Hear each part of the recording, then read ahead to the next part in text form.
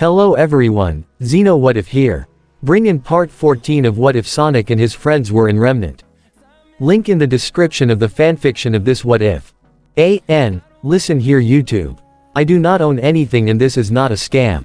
Busted. The sun had now set over the forever fall forest as dusk had just come to an end, the sky slowly turning dark as the stars became visible. All seemed quiet in the forest of red leaves, as well as a railroad bridge that connected to a tunnel that had been drilled into a mountain, and on the other side of that mountain was a railroad that led directly to Beacon Academy. The only sounds that could be made was the wind brushing against the foliage. As well as Cinder and her group placing a series of small bombs on the support pillars of the railroad bridge, with Mercury arming one bomb at the base of one pillar. Alright, we're all set here. He called to the rest of his team. Same up here. Emerald called down from a spot just under the tracks, placing a bomb there before using the hooks of her weapons to slide down, where she met Neapolitan, who had armed a bomb at one pillar herself, who gave a nod of confirmation herself. Excellent. Cinder smirked as she held the detonator in her hand before pulling out her scroll, briefly showing the digital image of the Black Queen chess piece, before shifting over to show the GPS footage of the train tracks with a red dot along the pathway moving closer to their position. And not a moment too soon. Cinder, hey are you sure about this? Emerald asked, causing the leader of the group to eye her somewhat dangerously. Well, I mean, it seems a little weird for them to be moving Amber right now. Wouldn't she be safer at Beacon? This is all right out in the open, and Grim could be drawn to the train too. And that is the reason why the general had military drones placed on the train. Cinder told her, no living humans on board, save for our target who is in a cold sleep, which means no emotions to draw in the Grim. I know, but Emerald still had a sinking feeling, only for Cinder to play some recorded audio that they gained from when their virus connected to Ironwood's scroll. General, the train has been set. As per your request, no military personnel are on board. A soldier reported. Even the train itself is automated, so there is no need for an operator at the controls. Very good. Ironwood replied. Sir, if you don't mind me asking, what is the purpose of this? That same Solider asked. Why send an automated train filled with prototypes for our new weapons now? A precaution, just to ensure that Dr. Eggman or his allies don't get their hands on any of it. Ironwood explained. With everyone else focused on the ongoing festival, it is the ideal time to move it all. Understood, sir. Cinder then pressed another button to play a different recorded conversation. James, we are taking a risk with a move like this. Ozpin said. Beacon has been compromised, Ozpin. It's no longer safe for Amber. Ironwood replied. We run a bigger risk by doing nothing. I understand that, but the headmaster of Beacon tried. We can't risk Sonic or his companions finding out either. This is our only option. I promise you that I will take all the necessary measures to ensure that Amber's transit runs smoothly. You have to trust me. Ironwood told him. Cinder stopped the recording before speaking again. They may not know who we are, but they have been made aware that spies have infiltrated their academy. Not only that, Ozpin and his forces are so desperate to keep the rodents from learning their little secret. They're afraid. A confident smirk fell on her face. And that fear only works to our advantage. They've played right into our hands. Emerald had mixed feelings regarding this. She spent her whole life on the streets, where nobody came to help her. She had to steal just to survive. But all that changed when she met Cinder. She saw her potential and gave her a purpose, a way to tear down the old and corrupt system and build a new order where she could have a place to call her own. Cinder had saved her, Emerald trusted her with her life. But that still didn't stop the bad feeling she was getting from this, call it instinct from her time as a thief. But she still trusted Cinder more than anything, and she's never let her down so far. So, she decided to trust that. Alright, if you say so. Emerald accepted, causing Cinder to pat her on the head. That's my girl. She then turned to Mercury and Neo. Any further objections? Nope. Mercury replied while Neo shook her head. But, I do gotta ask, why didn't ya call the doc? Cinder's smile faded. Because I don't need the help of an overweight, egotistical, fool who could never harness power for himself without his precious machines. She said as her eyes glowed. But I will show him real power soon enough. She got another look at her scroll to see the red dot on the GPS screen was getting closer. It'll be here in less than 5 minutes. Move. With that, the group split off with Cinder and Emerald moving onto the foliage on one side of the tracks, while Mercury and Neo did the same on the other. As they hid, Mercury felt a tap on his shoulder and turned to Neo, who used her semblance to shape herself into Cinder and gave and mouthed off while also flapping her hand. Mercury chuckled at that. Yeah, she's annoying, I know. But hey, she got us this far. And I've seen the kind of power that she's after, and believe me, that maiden stuff is no joke. And if it means sticking it to that Tin Man Atlesian prick Ironwood, I'm all in. Neo then shifted her appearance again to take the form of Torchwick. Yeah, we'll bust him, I promise. Mercury told her. But if you ask me, you're kinda wasting your time. You're a way better criminal than he is. Why not stick with us? You'd really be going places. In direct response to that, Neo had turned to normal as she pointed her umbrella blade right at Mercury's throat with a glare. Okay, I get the point. Mercury said in defeat, causing Neo to lower her blade. But, we can still hang out if you want. Like maybe, you and me, a nice dinner, where don't have to pay and beat up all the cooks to give us the best food. Neo crossed her arms with an annoyed expression. Your loss. Mercury accepted, but they soon heard the sound of an incoming train. Get ready, here it comes. He and Neo ducked their heads deeper into the foliage. The unmanned train went along its intended path, moving across the tracks at a steady pace of 90 miles an hour. The train consisted of 5 cars, excluding the engine. And inside the train, each car was filled with a squad of 6 Atlesian Knights. And within the central car was a squad of 10 Atlesian Knights, all surrounding a large cryo chamber that kept a certain young woman in cold storage. The train was coming ever closer to the group of infiltrators as they lied in wait. Here it comes, Emerald muttered. Cinder saw on her scroll that the train was close enough and would be at their location in 2 minutes. She then pressed the detonator. The bombs went off along the pillars, causing them and a large portion of the track to collapse, creating a large and wide gap between certain points on the track. A few seconds later, the train had emerged from the tunnel and went right off the broken track, causing it to fall, the momentum carrying it quite a distance away before crashing hard on the ground, and it still went on, tearing through the soil and several trees before finally grinding to a halt. Move to the center car, now. Cinder ordered as she and her team quickly rushed out from their spots. As they got closer, the top doors of all the train cars had opened as several damaged AK units climbed out and opened fire upon the intruders. Take them down. As per her order, Emerald drew her weapon, Thief's Gambit, and returned fire, hitting precise headshots on all the robots she dashed past before moving to the center car, while Mercury leapt up to the car ahead to dash at the robots in front of him, where he proceeded to kick them apart with Talaria. Between his own quick footwork and the damaged condition of the AK units, he took them apart with ease. The remaining AKs that guarded the central car, all leapt to the ground, engaged Cinder and Neo as they approached. The former drew Midnight in its bow form and created a multitude of glass arrows from the packs of silicon. She hand-on-hand and superheated via her own power.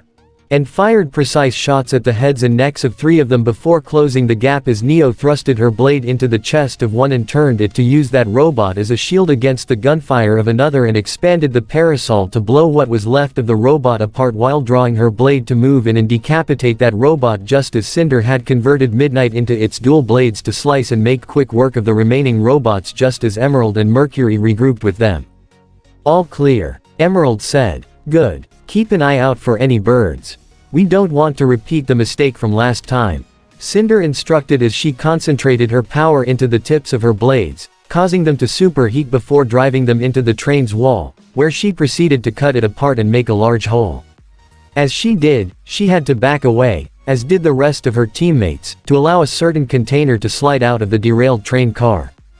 The cryo chamber was now out in the open, and Cinder had already made her way to the head, where she looked through the glass window to see only the head of her target as her team also gathered around. Hello Amber. She smirked sadistically. You have no idea what's happening right now, do you? You don't even know you're about to die. In a way, you're lucky. But don't worry, I'll be sure to put your power to the proper use. She raised her right hand, the blade pointing down as the metal superheated from her own power once again. At last, the Fall Maiden is mine. She lunged the blade into the glass, intent on piercing through Amber's head. only for her entire form to shatter like glass upon contact, causing Cinder's own eyes to widen like circles. What? She pried the top of the chamber off and tossed it away to reveal the now empty container, much to the shock of her own teammates. The hell? Mercury questioned. It's empty. Emerald exclaimed as even Neo raised an eyebrow in confusion. Cinder took out her scroll again to go through the data and make sure. This is the right train. But, how? How did? Neo reached into the container, spotting something that sparkled slightly at the bottom. She rubbed her hand in it and pulled it out to rub the contents in between her fingers and show her allies. It's dust, Mercury questioned. Hard like dust, Emerald realized. But how did they? Cinder's own eyes widened in a dreadful realization as it all dawned on her. We've been had. Suddenly, the winds began to pick up all around the area. It quickly picked up speed to the point where Cinder, Emerald, Mercury, and Neapolitan all braced themselves against the powerful force. The wind began to encircle around them almost like a twister was forming, but what really drew their attention was that the wind appeared to be blue. It all came to a stop as a certain blue-furred individual had appeared on top of the derailed train with a smirk ever present on his face. Well, that was certainly a snazzy performance. Sonic grinned. Wait, what? Mercury exclaimed as Emerald and Neo were both completely caught off guard. But none were more surprised than Cinder herself as she saw the blue hedgehog turning his grin towards her. So, your name really is Cinder, huh? Not just an alias. It's cool. Nice to see ya again. He waved. Cinder's shocked expression turned into one of anger and rage. You. What did you do? How did you find us? Funny you should ask. Sonic began, his smirk still ever present on his face. Beacon, a few hours earlier. Sonic, Tails, Knuckles, and Amy had gathered in their own personal dorm room with RWBY, Weiss, Blake, Young, John, Nora, and Ren all present as well while the young fox was making some adjustments on his tablet, the Miles Electric.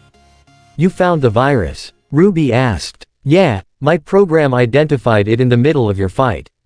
Tails explained. Now, let's see what we're dealing with. Pressing a button, the Miles Electric had shined a three-dimensional holographic screen for the whole group to see as it showed the digital image of the Black Queen. What's that supposed to be? Young questioned. It's a chess piece. Weiss answered. Specifically, the Queen. Didn't know Eggman was into chess. John commented. He isn't. Amy said. He's not the type to sit down and play a game like that. I don't even think I've even seen him play Monopoly. Plus, if this was Eggman's, it would have his face as its logo, not this. Sonic added, gesturing to the image of the Black Queen. So, if Eggman didn't design this, Ren began. Maybe it was his partner. Can you think of anyone in the White Fang who's good with tech or stuff like this? Knuckles asked Blake. No. As far as I can tell, neither Adam nor anybody else I knew was all that technical. The cat Faunus answered. Well, bet our little genius here can find out Lysa T-Split, right? Nora lightly punched Tails' arm with an encouraging grin, the young fox rubbing his arm slightly with a cocked smile and raised eyebrow. And then we can track M and the egg guy and scramble M up.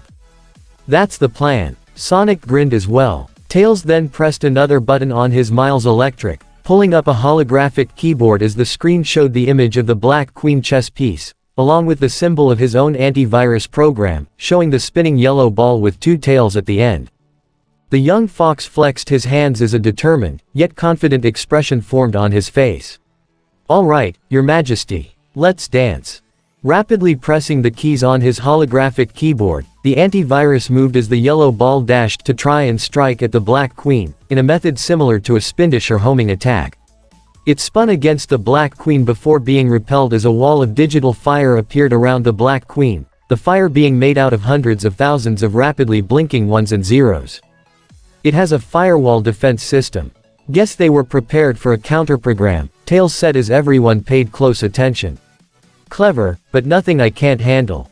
His tongue lightly sticking out, Tails rapidly pressed the keys on his hollow keyboard once more. The yellow antivirus quickly spun around the Black Queen like a circle, moving around the enemy program rapidly in a method similar to a tornado attack.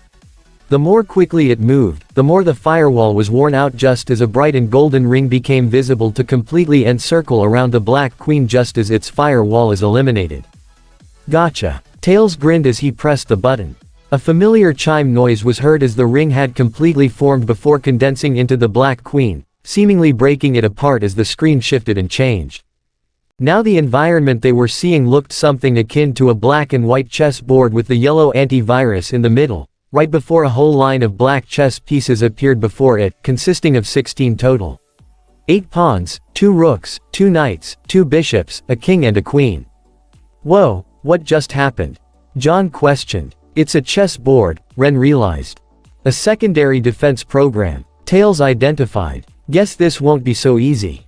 The black pawn on the farthest right moved down from one square to another, clearing the way for the black rook to move down that position, followed by the pawn on the left, and the pawn on the left of that one, giving the bishop the chance to move diagonally to the farthest left, but this also put it on a path that led directly to the yellow antivirus.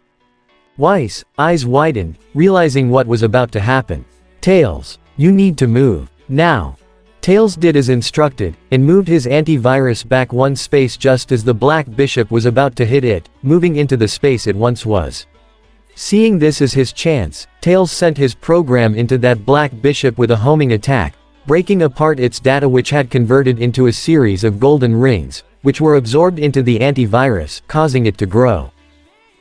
Someone explain. Nora requested. This defense program is operating like a chess game on automatic. Weiss assumed. Each of its pieces will move like how they would in a real game. Thanks the warning. Tails said. So, what happened to that one piece you smashed? Yang asked. When my antivirus made contact with that bishop, its data was broken apart and absorbed into my program, making it stronger. Tails answered. What was with the rings? Blake questioned. I don't know, thought it'd be cool. Tails replied simply. Look out. Incoming horse. RWBY warned as a Black Knight piece was about to move in on Tails' program, but the antivirus was quickly pulled back before delivering a spindish attack onto that, breaking the Black Knight apart into more rings, which the antivirus absorbed, causing it to grow even more. Now I see, Tails figured it out. This program operates just like chess. It might have more pieces to it, but this means its moves are predictable. And lucky for us, a grin fell on the Tails' face that mimicked a certain blue hedgehog. I'm not playing chess. Sonic grinned himself. Show em what you got, little bro. Tails immediately began to work, typing as fast as he could with his tongue slightly sticking out once again as everyone watched with anticipation. The yellow antivirus had dodged a rook's dash before smashing it to pieces. It then quickly moved to take down 3 pawns in a row, and with each piece that was destroyed, more rings were produced and absorbed into the antivirus, causing it to move faster and grow stronger. So much so that it took out the second knight and second bishop all in one dash as they lined up. However, even as Tails continued to quickly move and take out all the chess pieces before many could even move, Weiss had noticed the pawn on the far right. The one piece that had moved first, kept moving in a straight line and was making its way to the other side of the board. After eliminating the last rook, Tails' antivirus had found itself against the black king and queen, the former not having moved from its spot as the queen quickly moved in front of the king and faced the yellow antivirus directly. Alright, I think we got this. He stated. I can take down the king and queen altogether. Go for it, little guy. Yang encouraged. A straight shot. You got this. Sonic encouraged as well. But, before Tails could make his move, the pawn that Weiss had noticed was only one square away from the edge of the board, and that's when she realized it. No. Tails. Go for that pawn. Now. She exclaimed urgently. Quickly realizing what she was warning him of, and no time to question it, Tails pressed the button that caused his antivirus to spin dash away from the queen that moved at him and zoom straight for the pawn that made it to the end of the board. Fortunately, the antivirus had smashed the pawn just before it touched down. Just like all the other destroyed pieces, that one pawn was smashed into a series of golden rings that were absorbed into the antivirus. But just as it did, the entire chess board vanished to reveal a 3-dimensional golden ring on the screen that spun around with a red ring inside that spun in the opposite direction and a star in the middle, complete with a catchy tune that played for 6 seconds. Wait, what? RWBY looked more than a little confused. Is that checkmate? But we didn't take down the king. That's how you win this game, right? Yang said. Yes, the king or even the queen were obvious targets. Weiss explained. But if your pawn makes it to your opponent's side, you can use that to bring back any one of your pieces that you lost. That's a thing? John asked. Yes, it is. Ren confirmed. I've played a bit of chess before and that is a rule. It is, but I don't think it was exactly the same thing here. Tails said as he pulled up the data that was absorbed into his antivirus to get a good look at it. I think that pawn was the core programming. But wouldn't it have been the king or even the queen? Amy asked. I mean, the logo was literally the queen chess piece. It may have been a red herring. A means to throw us off if someone was able to hack into this virus. Weiss assumed. So, the king and queen were figureheads. While a pawn, an unsuspecting piece, was the real threat. Knuckles surmised. That's actually rather clever. What would have happened if that pawn did make it on the other side? Blake asked. Tails briefly looked over the data to get his answer. It probably would have led to that virus hacking directly into our systems. This is one nasty piece of malware. Good on you picking up on that one, Weiss. Sonic nudged her with a grin. Yeah, I had no idea you played chess. Ruby said to her partner. My father taught me. He's an avid player himself. Weiss admitted reluctantly, causing the others to look with sympathy and concern. But, I get to determine how I use and apply that knowledge. Not him, she said confidently, causing everyone to smile with approval. Atta girl. Amy patted her back. So, we got the virus, then? John asked. Yep. Tails confirmed as he pulled up everything regarding the virus itself, as well as all the data it had acquired and was now connected to. And we can see just what types of systems it's infected and how much damage it's done so far. As the young fox typed away at his holographic keyboard, the screen in front of them all showed all kinds of data. While there were some images, symbols, and even blueprints that a few recognized, most of it was all rather complex that it went over nearly all their heads. But the fact they saw so many screens registered to all of them that this virus had already done a great deal. Is it bad that we're seeing so many of these screens? Ruby asked. Yeah, I mean, this virus has really done a number on things, Tails began as he continued to look over the data. It's almost thoroughly infected the CCT's communications systems, which could allow the one who uploaded this virus total access. They could even shut the whole thing down if they wanted. Cutting off all communications between the kingdoms. That would definitely be a severe blow to Remnant. Blake said. Or send misinformation across the systems to trick the other kingdoms, Weiss put in. Agreed. With the right kind of deception, you could start a full-scale war if you wanted. Knuckles commented, speaking from experience. But it's not just the CCT, it looks like this virus has almost completely infected all the Atlas military, at least the units stationed here in Beacon. Tails revealed. How'd they pull that off?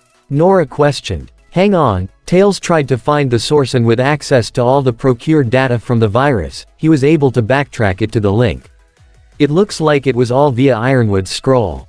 The general. John questioned. How? He must have connected to the main system earlier, allowing the virus to worm its way from there. Tails guessed. But look at all this. All the screens he pulled up had blueprints and specs regarding various pieces of military equipment. They got blueprints for all their ships, their robots, their weapons, even. Tails however stopped when he saw a specific set of blueprints, all on a certain android showing her robotic endoskeleton with an outer silhouette that showed a familiar figure, with the schematics also showing the name of the unit on the upper left corner. Is that Penny? Young almost exclaimed. Yeah, funny story. Sonic winced while Ruby sunk behind him with a guilty expression. Penny's actually a robot.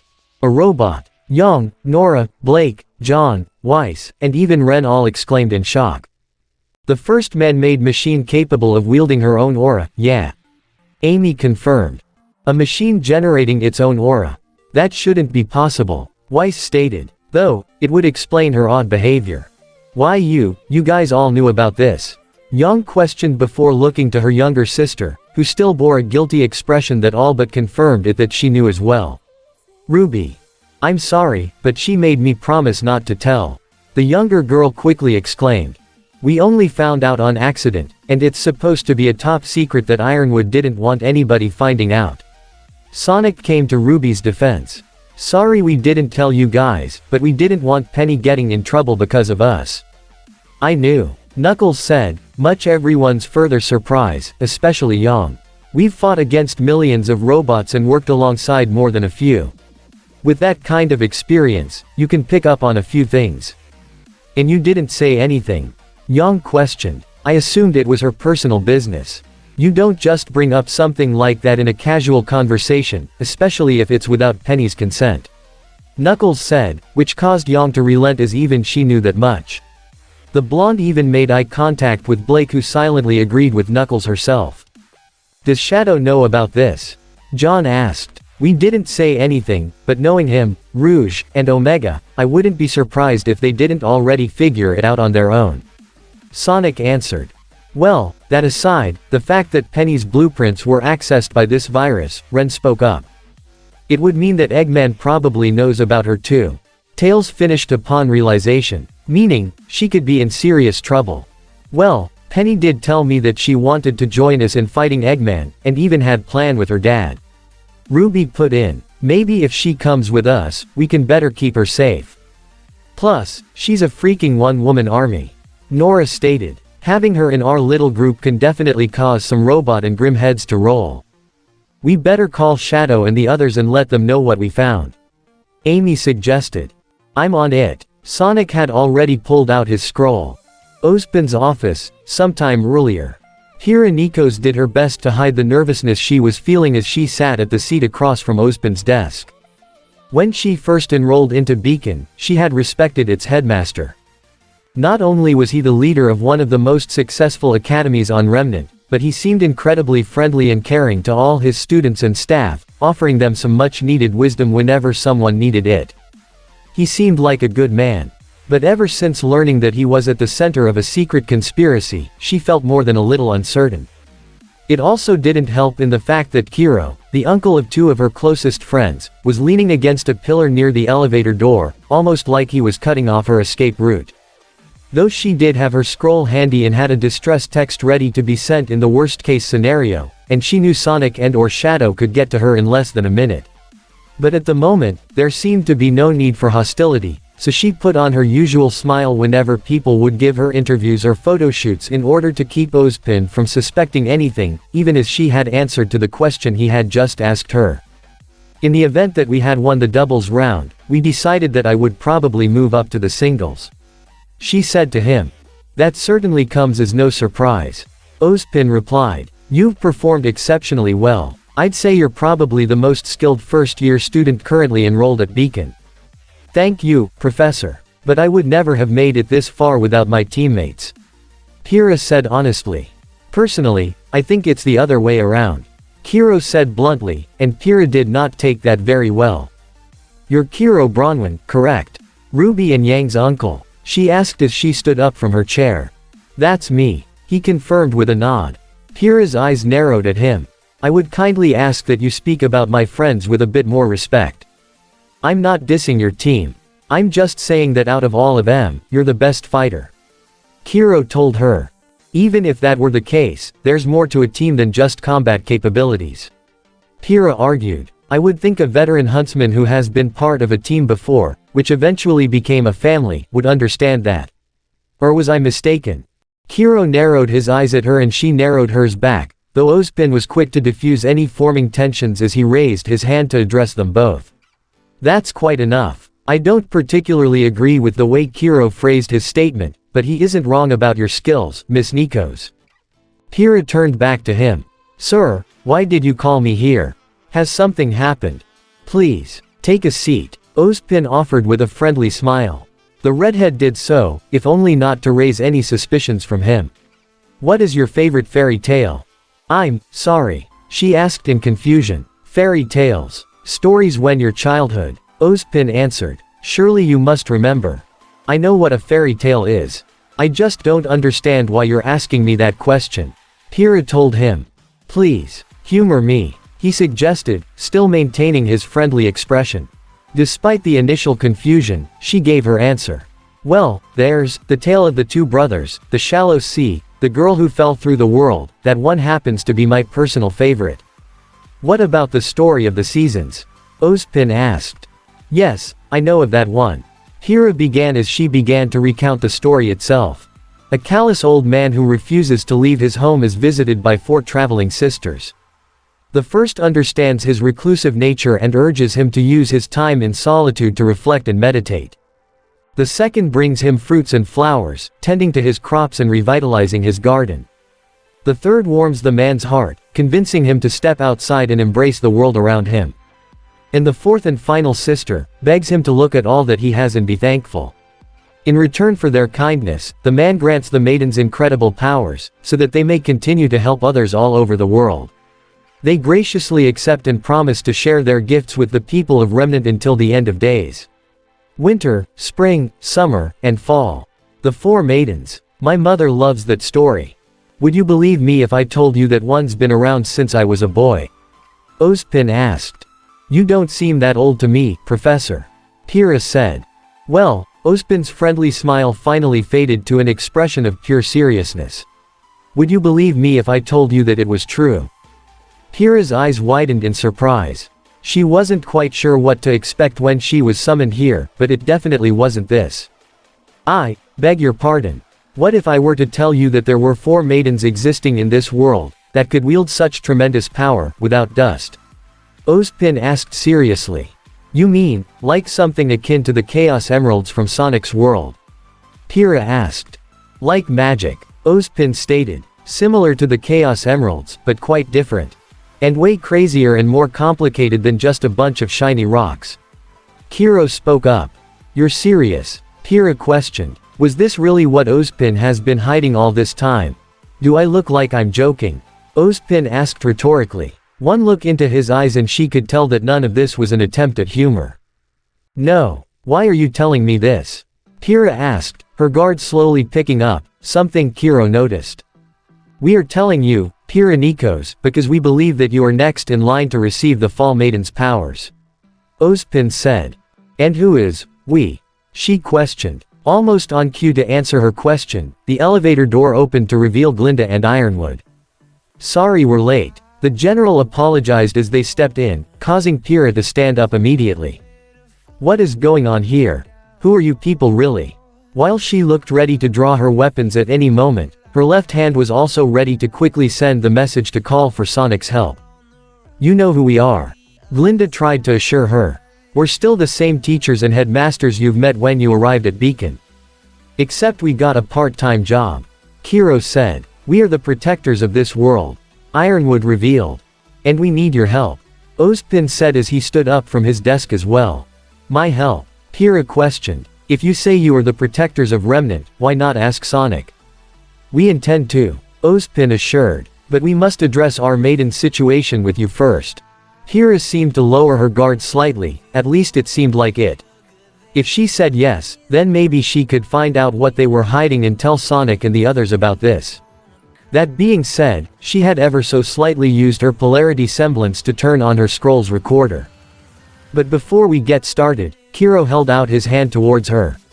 Hand it over. I'm sorry. Pyrrha questioned. Your scroll. Ya know, the handy little device you just turned on with your semblance. Kiro stated, causing Pyrrha's eyes to widen. Yeah, hard to fool these old eyes. Pyrrha, I know that you probably feel you cannot trust us right now, but I assure you, we mean you no harm. Ozpin said. But we can't risk what you are about to see reaching the outside world. Once you've seen it, I promise we will hand it back. Despite that, it didn't seem like Pyrrha had the choice. She was outnumbered and outmatched with no escape routes. They blocked her path to the elevator, and even if she tried to jump out the window, Glinda could catch her with her own semblance. So, with great reluctance, she took out her scroll and handed it to Ozpin. The headmaster saw with a saddened, yet unsurprised expression, the message she had prepared to send to Sonic and his companions. It was clear that she didn't trust any of them, and that had probably spread to not only her own teammates but Team RWBY as well. But with this, he had hoped to possibly mend that growing rift.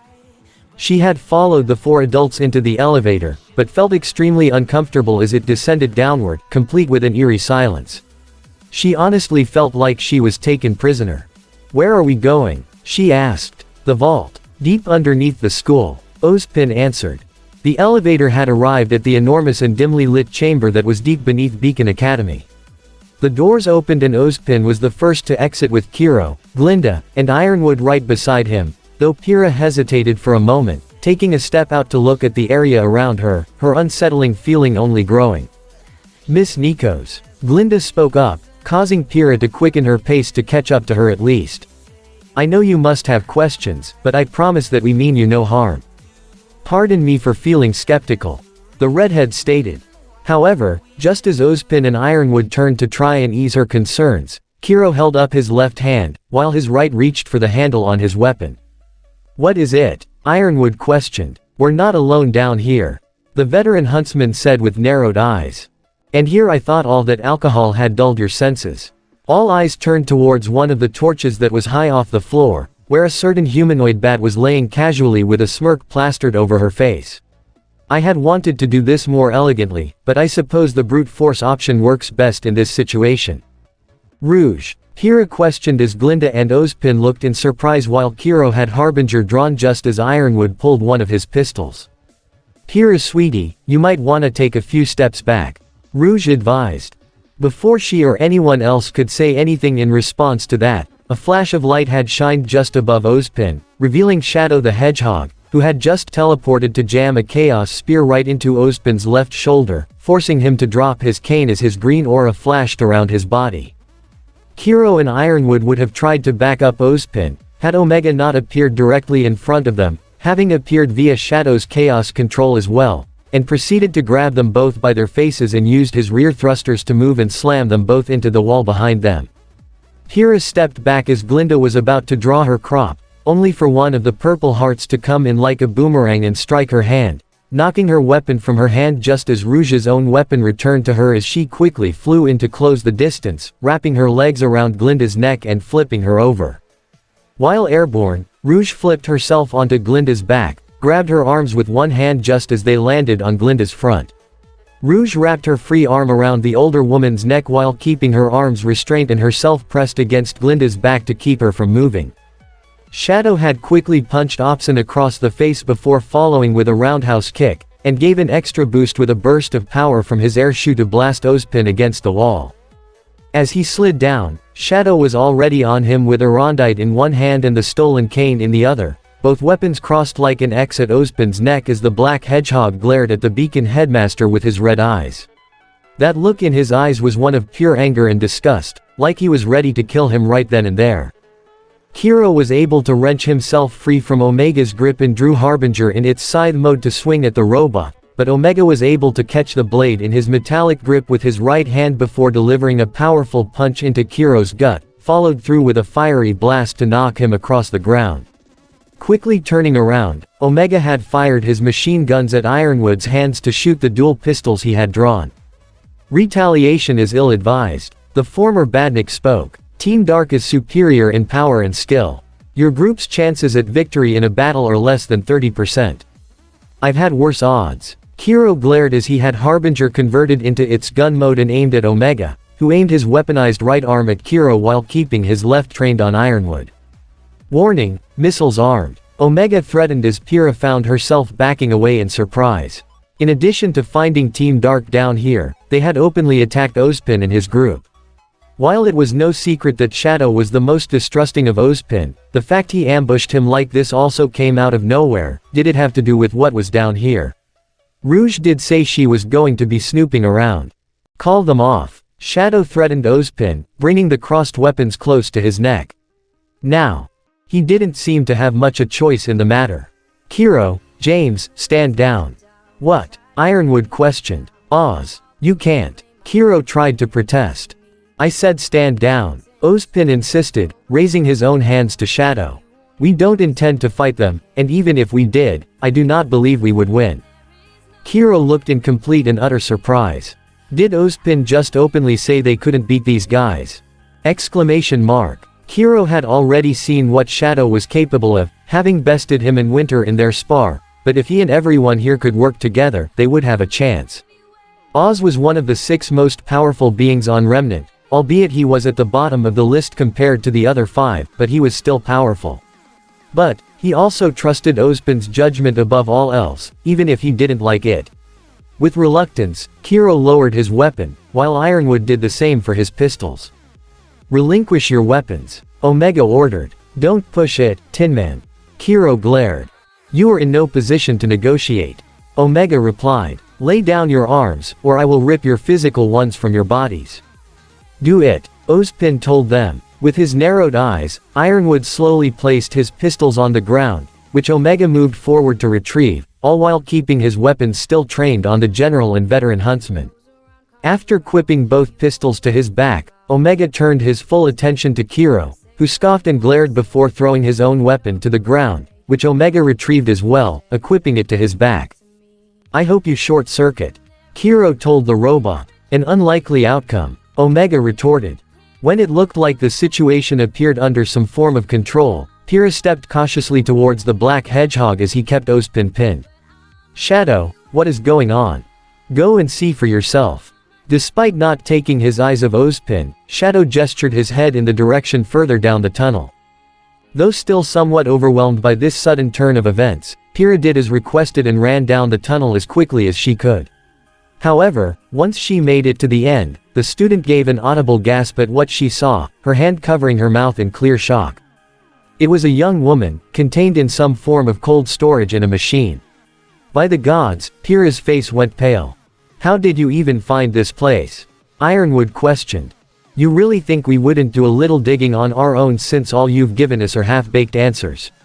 Rouge asked rhetorically, still keeping Glinda locked in her hold. Shadow then leaned his glaring eyes closer to Ozpin. "You will explain to me here and now why you have a half-dead girl frozen underneath your academy. But if you try to resist or dodge any more questions, I will break every single bone in your body." "And I am willing to answer your questions," Ozpin kept his hands raised.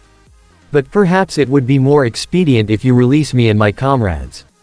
You can keep hold of our weapons if you wish." The black hedgehog narrowed his eyes further but saw that he and his team had the advantage, so he backed away from Ozpin, holding both his own sword and Ozpin's cane in his hands, allowing the headmaster to stand. Shadow turned to his teammates with nods, causing Omega to lower his weapons from Ironwood and Kiro while Rouge stepped off Glinda, allowing her to stand, but the bat still held her crop. "Walk," Shadow ordered, gesturing in the direction where Pyrrha had gone off to. Ozpin looked to his own comrades and silently told them to do as they were told, much to their own reluctance. With that, the 4 members of Ozpin's group were more or less escorted to the other end of the tunnel, with Team Dark keeping a very close eye on them. Despite most of them keeping their cool, Kiro was more or less dragging his feet as he glared at the black hedgehog, who glared at him back. As much as Kiro wanted to punch his teeth out, he knew that he couldn't beat Shadow in a fight, especially with his weapon taken. They made their way to the machine at the end of the tunnel where the still shocked Pyrrha was. Team Dark walked past Ozpin's group with Rouge sticking close to Pyrrha as she gave her a look and smile of assurance, causing Pyrrha some form of relief despite the uncertain situation they were in. "Knew you guys were hiding something, everyone has a dirty little secret," Rouge said as she seemed to maintain her usual indifferent smile, only for that facade to quickly fade as she gave a look of disgust at the adults in the room. "But who would have thought yours would be something so morbid?" "It's not what you think," Ozpin tried to say. "Then what is it?" Rouge questioned. "The 4 maidens," Pyrrha spoke up, drawing Team Dark's attention. "It's an old fairy tale in our world. 4 sisters are granted extraordinary power and use that power to help the people of the world. I had thought it was just another fairy tale, but Ozpin claims it to be real."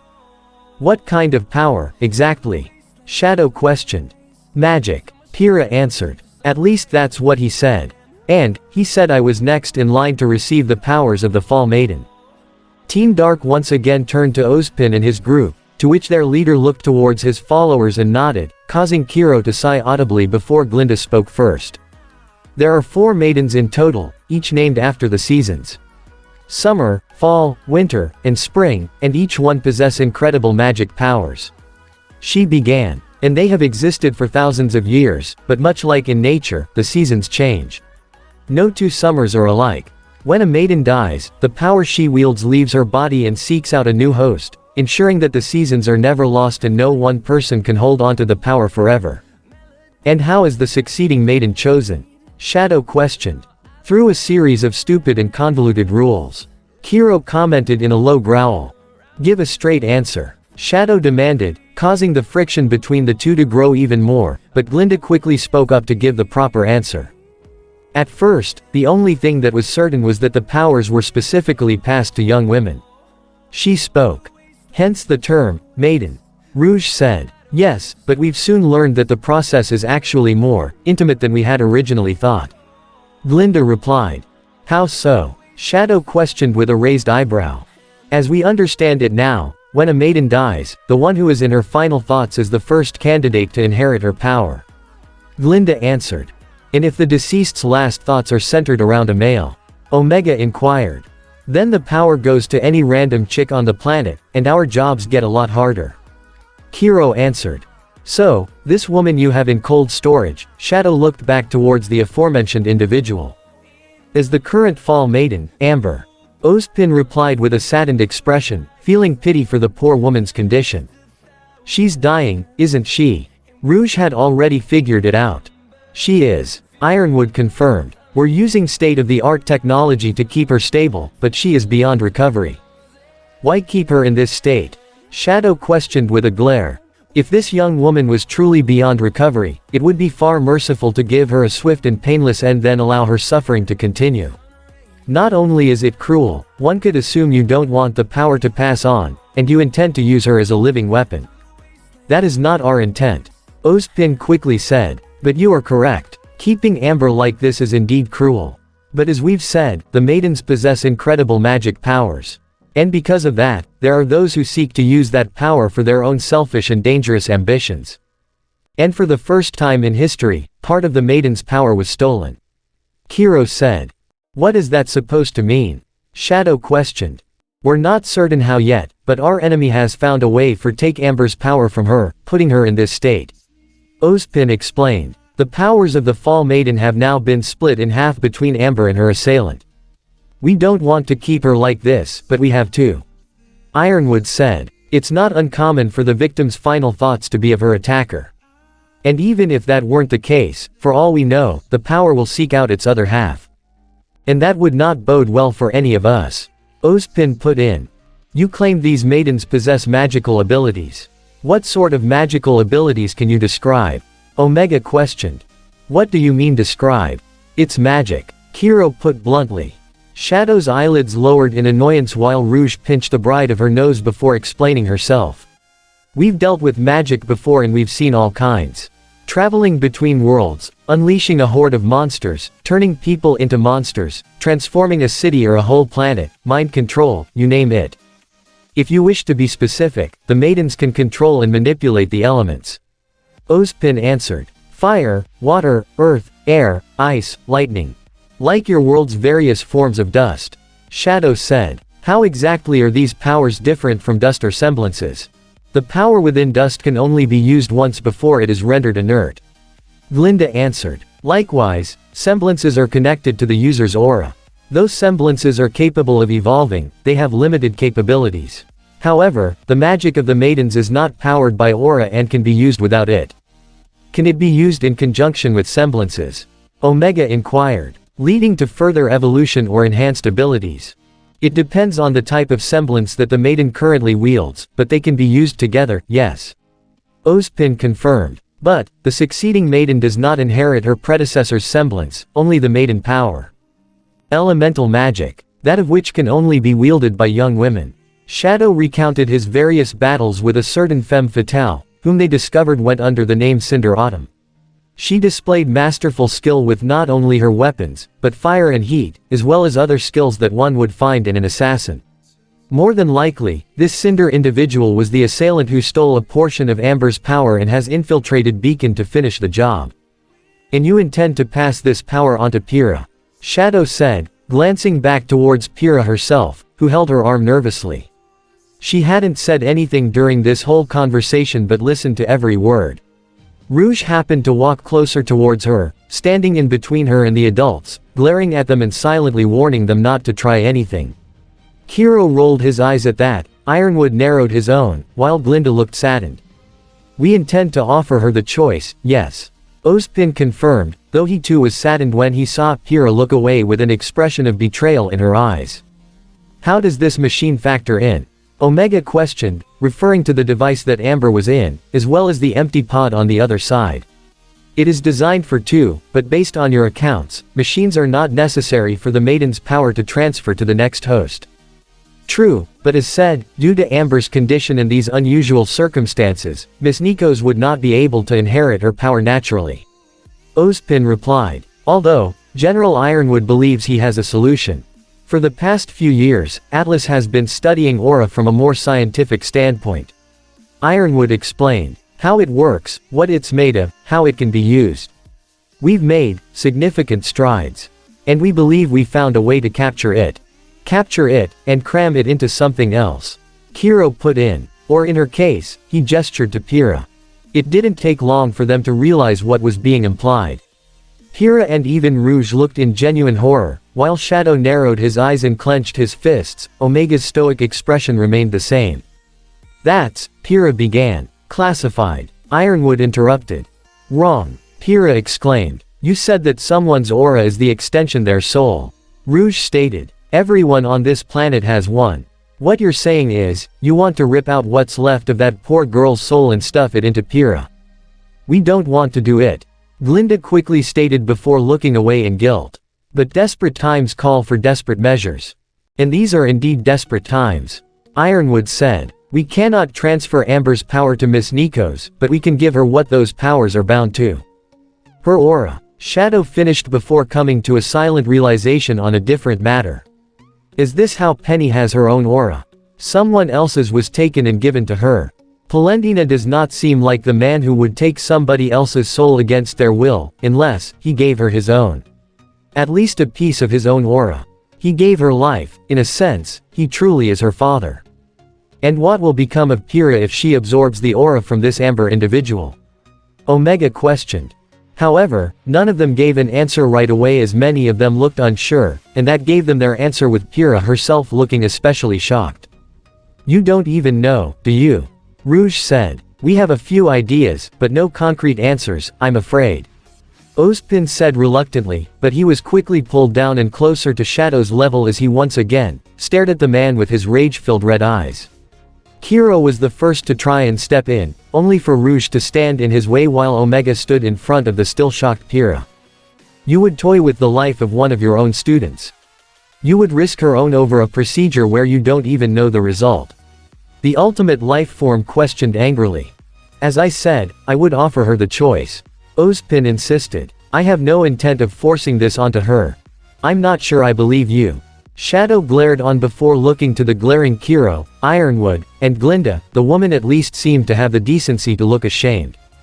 You claim these to be desperate times. I've seen how far desperate men can go, what and who they're willing to risk or even sacrifice just to maintain their fragile little sense of control, regardless of the damage that they cause, and they don't even claim responsibility for it. And each one of you reeks of that same kind of desperation. He glared at Kiro specifically. It makes me especially concerned for two certain girls, and if they're available to be sacrificed. You don't know what the hell you're talking about. Kiro exclaimed. Don't I? Shadow questioned as he kept a firm grip on Ozpin's collar with one hand and clenched his other into a fist with yellow sparks forming around his clenched fingers, ready to unleash an attack at any given moment. However, before any sort of confrontation could begin, Shadow heard a ping on his own personal scroll. He withdrew his chaos energy but still kept a firm grip on Ozpin as he picked up the scroll.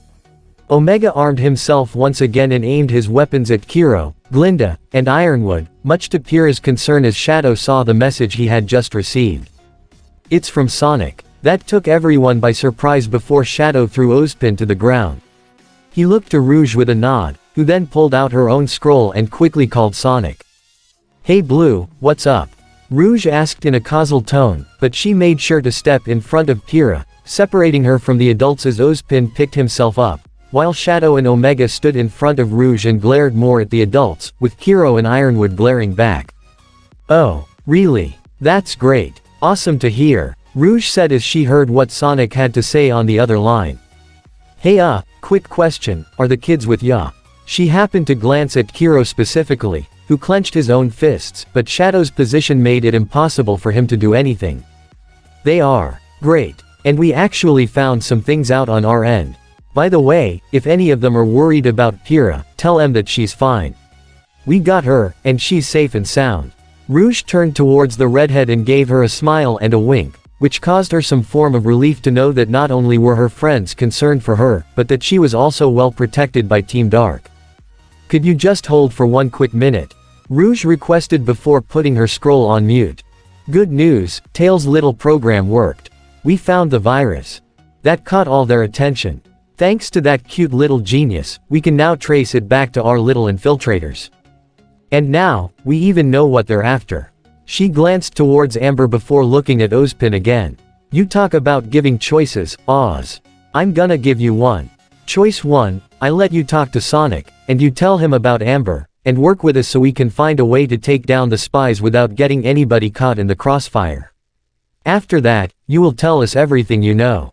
And the alternative? Ozpin asked. You refuse, we grab Pyrrha and leave this place, and maybe beat the crap out of you if you try and stop us, Rouge began.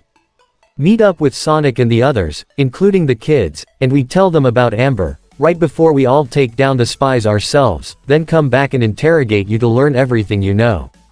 Pretty sure you know which option is the easier one, but we are going to find out what you know. How we chose to learn that is up to you. So, what's it gonna be? Ozpin looked towards his compatriots and Kiro honestly looked ready to strangle that bat right then and there, but Shadow easily saw his intent and glared at him like he was daring him to make a move. Ironwood glared as well, but he didn't seem nearly as volatile. Glinda happened to look towards Pyrrha, but the girl simply backed away as she looked distrustfully towards her as well as Ozpin. Suffice to say, his plan to try and mend the growing rift had failed spectacularly. They had discovered Amber on their own, and now it seemed like their students would figure it out soon enough. However, he also knew that one of the infiltrators was the one who stole some of Amber's power and had come here to get the rest of it, and now they had the means to not only find them, but even capture them in a way that wouldn't put anybody else in danger. At least with the first option, they could not only neutralize the active threat to Amber's safety, there was even still a chance to at least talk things out with Sonic and less risk to make enemies out of them. With a sigh, Ozpin offered his hand to Rouge, causing her smirk to grow. Smart move, she said before tossing it to him. Kiro and Ironwood did not approve of this, but they knew they were in no position to really protest, and Glinda had some form of relief in that they at least still had the chance to talk. Ozpin unmuted the borrowed scroll and spoke into it. Hello, Sonic. Forever Fall Forest, now. Yeah, you know that little virus you guys had. The one with the chess theme. Sonic told Cinder, Mercury, Emerald, and Neo, as he continued to stand on top of the derailed train. My pals and I found it and reprogrammed it. Used it to trace back to you. We also did some digging to find out about all Maiden stuff and figured out what and who you were after. Now look at where we are. He gestured all around him. All out in the open. No place to run, and no people to endanger. Busted. He pointed a pair of finger guns at them with a wink and a trolling smirk. Cinder's eyes glowed with rage as she practically snarled at the blue rodent. He tricked her, turned her own scheme against her. She looked around and saw how nobody was even doing anything, just either glaring or staring in disbelief. What are you idiots waiting for? Kill him, she ordered, already drawing her bow, Midnight, and creating a series of glass arrows with her power to fire at Sonic just as Emerald drew Thief's Respite in its gun mode and opened fire while Mercury kicked with Talaria to shoot several blasts at Sonic. The blue hedgehog leapt up to avoid the resulting explosions from their combined spot before delivering a powerful homing attack at all four of them to send them scattering with Mercury and Neo flying in one direction, and Emerald and Cinder in the other. Give us some cover, Cinder ordered Emerald. Why yes. On it. Trying to get over her apparent shock and surprise, Emerald focused her semblance solely on their single enemy. Sonic looked around to see what appeared to be several Grimm emerging from the ground, consisting of Beowulfs, Creeps, and Ursai, all completely encircled around Sonic, but despite that, he kept up his grin. Hallucinations, huh? He voiced aloud, causing Emerald's own eyes to widen. He knew about her semblance. Good idea on paper, but it ain't gonna work.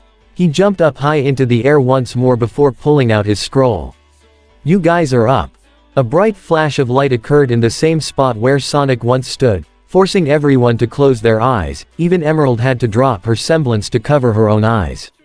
When the light faded, all looked in shock to see the group consisting of Tails, Knuckles, Amy, Shadow, Rouge, and Omega, had all arrived onto the scene, courtesy of Shadow's Chaos Control, all of whom stood by Sonic as he landed.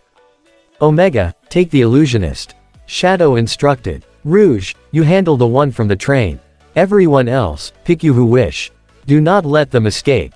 He immediately zoomed at Cinder, delivering a punch to her face that sent her flying into the red foliage before dashing after her with Sonic right behind him. Cinder! Emerald cried out, only to back away from the gunfire from the former Badnik. She quickly fired Thief's respite chained hooks at some nearby trees and swung away before Omega gave pursuit. Rouge flew straight to Neo, flying past Mercury, and grappled onto her shoulders to pull her into the woods while Amy ran off to join her. This left the young man alone to face Knuckles and Tails, who had Galatine and Hurricane Gamma drawn respectively. I highly suggest that you surrender. Knuckles told him. Go suck a cactus. Mercury kicked a blast at them, causing Knuckles and Tails to divert before Mercury gunned straight for Tails and threw out a kick, which Tails blocked by crossing the wing blades of his weapon before using a point-blank spin dash to knock him back. Cinder had recovered to see the incoming black blur that was Shadow and had instinctively drawn her dual blades of midnight to block the sword strike of Arondite before the black hedgehog went on a relentless onslaught of slashes that put Cinder on the defensive. But Shadow simply increased the speed of his swings as he sped past her to cut and strike her before delivering a homing attack at her behind, sending her skidding on the ground, where she found herself at the feet of Sonic, who looked down with a trolling grin before addressing his fellow hedgehog. Want me to tag in? He asked. Nah, I think I'm good for now. Shadow replied. Alright, but I still want a piece. Sonic said before he zoomed his way up to a tree and took a relaxing position, like he was watching a show. Cinder growled. They were treating this like a game. Oh, she was definitely going to make them suffer. She had created more glass arrows from her packs of silicon and lined her bow, aiming them at Sonic, only to get struck on the side of her head by a zooming kick from Shadow to knock her down. Don't take your eyes off me. The black hedgehog said before going on the attack again. Amy appeared to be alone in a wooded area, surrounded by the red-leafed trees as she held her Pico out and ready to smash whoever came her way. But it didn't seem like anybody was near her. She seemed unaware of a tree behind her moving on its own, a blade drawn and ready to impale her from behind. Only for Rouge to fly in and deal a double kick to the side of said tree, shattering the illusion and revealing Neo as she flopped to the ground. Thanks, Rouge. Amy thanked. No prob. But be careful Amy, this one thinks she's bad news. She teased as Neo pulled herself up to see Rouge's taunting smirk. Remember me, sweetie. Neapolitan glared heatedly as she saw that bat again. She quickly drew her blade from her parasol, dual-wielding a sword and umbrella before charging at the pair, swinging her blade at Rouge who flew back while using her parasol as a shield to block Amy's attack, though the force seemed to knock Neo back somewhat. Amy, swing hard behind you. Rouge warned. The pink hedgehog swung her Pico at her behind, the mallet impacting something as the illusion shattered to reveal the real Neo who was sent crashing into a tree. So, she makes illusions too. Amy noted. Yep, but unlike that emerald girl, hers are all visual. Rouge confirmed as she hovered over her as they saw Neo pull herself up. Slow learner, aren't you kiddo? Her oversized ears flapped for emphasis as Neo flashed a hateful glare as she stood back up. Tell you what, Amy. I had my fun with her already. You can take her, but I'll let you know if she tries to get the drop on you. I think I can work with that. Amy said with a challenging smirk, holding her trusty hammer over her shoulder before charging at her silent opponent. Mercury had jumped up to avoid an axe strike from Knuckles, only to meet the flying Tails in the air, who performed a kick to his face to knock him toward the ground. However, as he fell Mercury flipped to stabilize himself and land on his feet. But he didn't get much of a chance to recover as Knuckles was already on him throwing a mixture of punches and axe strikes, with Mercury just barely avoiding them, all except one punch to his chest that knocked him over, but Mercury recovered while performing a handstand and thrusted both his boots out to unleash a double blast at Knuckles while also giving him a chance to run as he flipped back to his feet before trying to gain some distance. But Tails blocked Mercury's path and just scarcely limboed under a slice from the right blade wing of Hurricane Gamma, but when Mercury tried to perform a cartwheel kick, Tails maneuvered around him with his jetpack to strike him, but Mercury blocked the blade wing chop with a kick before lunging another kick at him. Only for Tails to quickly turn around and catch Mercury's leg with his dual namesake appendages, wrapping around his enemy's leg, much to his own surprise. "They don't call me Tails for nothing." The young fox grinned before spin dashing into Mercury's chest to knock him into a large boulder, but he wasn't done as he tried to pick himself up.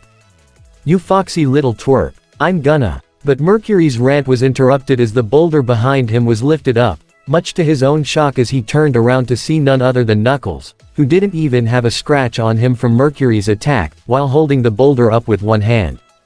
"Gonna do what?" The red echidna glared before clenching his hand to crack and break the rock apart, causing Mercury to gulp nervously. Cinder tried get some distance, even using flames from her feet to propel herself into the air and attempted to fire volley of glass arrows at Shadow. But they were quickly shot and shattered before they were even set loose by the gun mode of Shadow's weapon before he teleported off the ground and reappeared behind her to deal a cartwheel kick to her back and knock her toward the ground before re-teleporting in front of her just before she landed, where she was dealt another series of rapid kicks to the face to send her skidding to the ground. She wiped her face as she tried to push herself up, only to look in surprise to see that her midnight bow is no longer on her person, but rather in the hand of the glaring Shadow. "You want a turn? Take it," he said aloud. Cinder was then hit in the side by a blue homing attack, courtesy of Sonic. And he didn't even have his sword drawn. "Hey there, tall, dark, and fiery," Sonic greeted as he leaned close to Cinder's face, his smirk practically glued onto his face. "Let's play tag. You're it." With a growl, Cinder threw her fist upward to blast a stream of flames, but Sonic easily dodged it. Cinder picked herself back up and ended up throwing more blasts of fire at Sonic, but he easily dodged them all, and performed whatever taunts he could.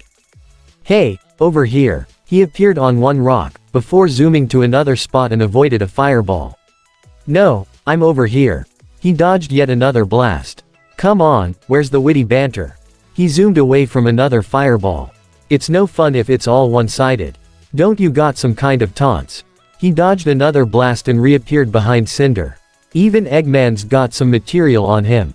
"Shut up." Cinder tried to throw a kick at him, her heels superheated with her power, but Sonic easily dodged it. "Ooh, so close." Sonic smirked and dodged yet another fire blast as Cinder continued to throw as many fireballs as she could. But despite his smile, Sonic knew exactly who this woman was. She was the one who killed Pfeiffer, that poor Faunus kid who was so close to getting out of the White Fang and starting a new life. But this lady ruined any chances he had for that when she murdered him. So, he was going to mess with her as much as he could before delivering the coup de grace. Emerald was backed against a tree and fired Thief's Respite at the advancing Omega, but the bullets all bounced off Omega's metallic body as he quickly closed the gap to deliver a powerful punch, which Emerald rolled out of the way to avoid the devastating blow that all but obliterated the tree. Getting desperate, Emerald tried to focus her semblance on Omega, creating the illusion of an enormous Death Stalker that would have appeared behind the robot. But Omega was already on her, grabbing her by the face and zooming with his rear thrusters to slam her back into another tree, knocking Thief's Respite out of her hands. Your hallucinations attack your target's brain, but it only appears to attack organic matter. As a machine, I am immune to your semblance. Surrender is highly advised. Do so, and I will guarantee that you will keep all 4 of your limbs. Emerald wrapped her arms and legs around Omega's arm and tried to pull down with all her strength, wrenching her face free from Omega's grip before kicking at his face to give herself a boost to try and go for her downed weapons. But it was all for naught as Omega had grabbed her by her ankle, and she looked in terror to see his glowing red optics. That was a poor decision. Omega heaved Emerald over and slammed her onto the ground on her back, before flipping her back over to slam her face first into the ground. He then threw her against another tree, which broke upon impact, her mint green aura cracking around her to show signs that it was weakening. Omega, not even giving her a chance to recover, had armed his missiles and a pair at Emerald's feet. The resulting explosion had obliterated the tree and sent her flying straight up before coming back down as Omega pulled back his metallic fist and struck her in the abdomen, dealing a critical blow that smashed her into the ground, her aura shattering as she fell unconscious. Target Emerald Sustre, captured. Omega declared. Mercury dealt as many kicks as he could to try and block Knuckles' axe strikes, but the red echidna moved about as fast as the young man, faster even. Knuckles' punches and axe strikes quickly broke through the barrage of Mercury's kicks to knock him down. Though he quickly flipped back up and tried to move around and behind Knuckles and deal a kick, but Knuckles had countered by throwing a quicker and stronger punch that sent Mercury rolling back. "You're quick, but nowhere near Sonic's level," Knuckles told him as Tails landed beside him. Realizing how he was being quickly overwhelmed, Mercury used one of his bigger moves. He got back up on his hands and began to rapidly kick his own feet while spinning around to gather multiple projectiles and spin them all together like a vortex, just like during his and Emerald's match against Koko and Yatsuhashi. Tails. Knuckles looked to his young friend and teammate. "I'm on it." The yellow fox was already flying straight for Mercury just as he sent all his gathered projectiles at his enemies, and it seemed like that Tails was flying right into them.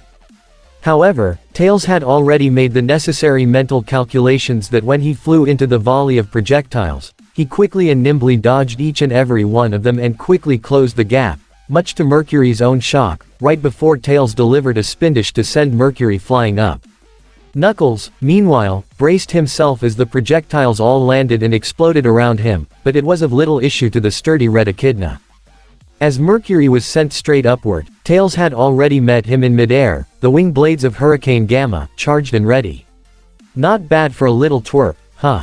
Performing an X-slash with his blades, which caused Mercury's white aura to flash, he was sent crashing down into the ground.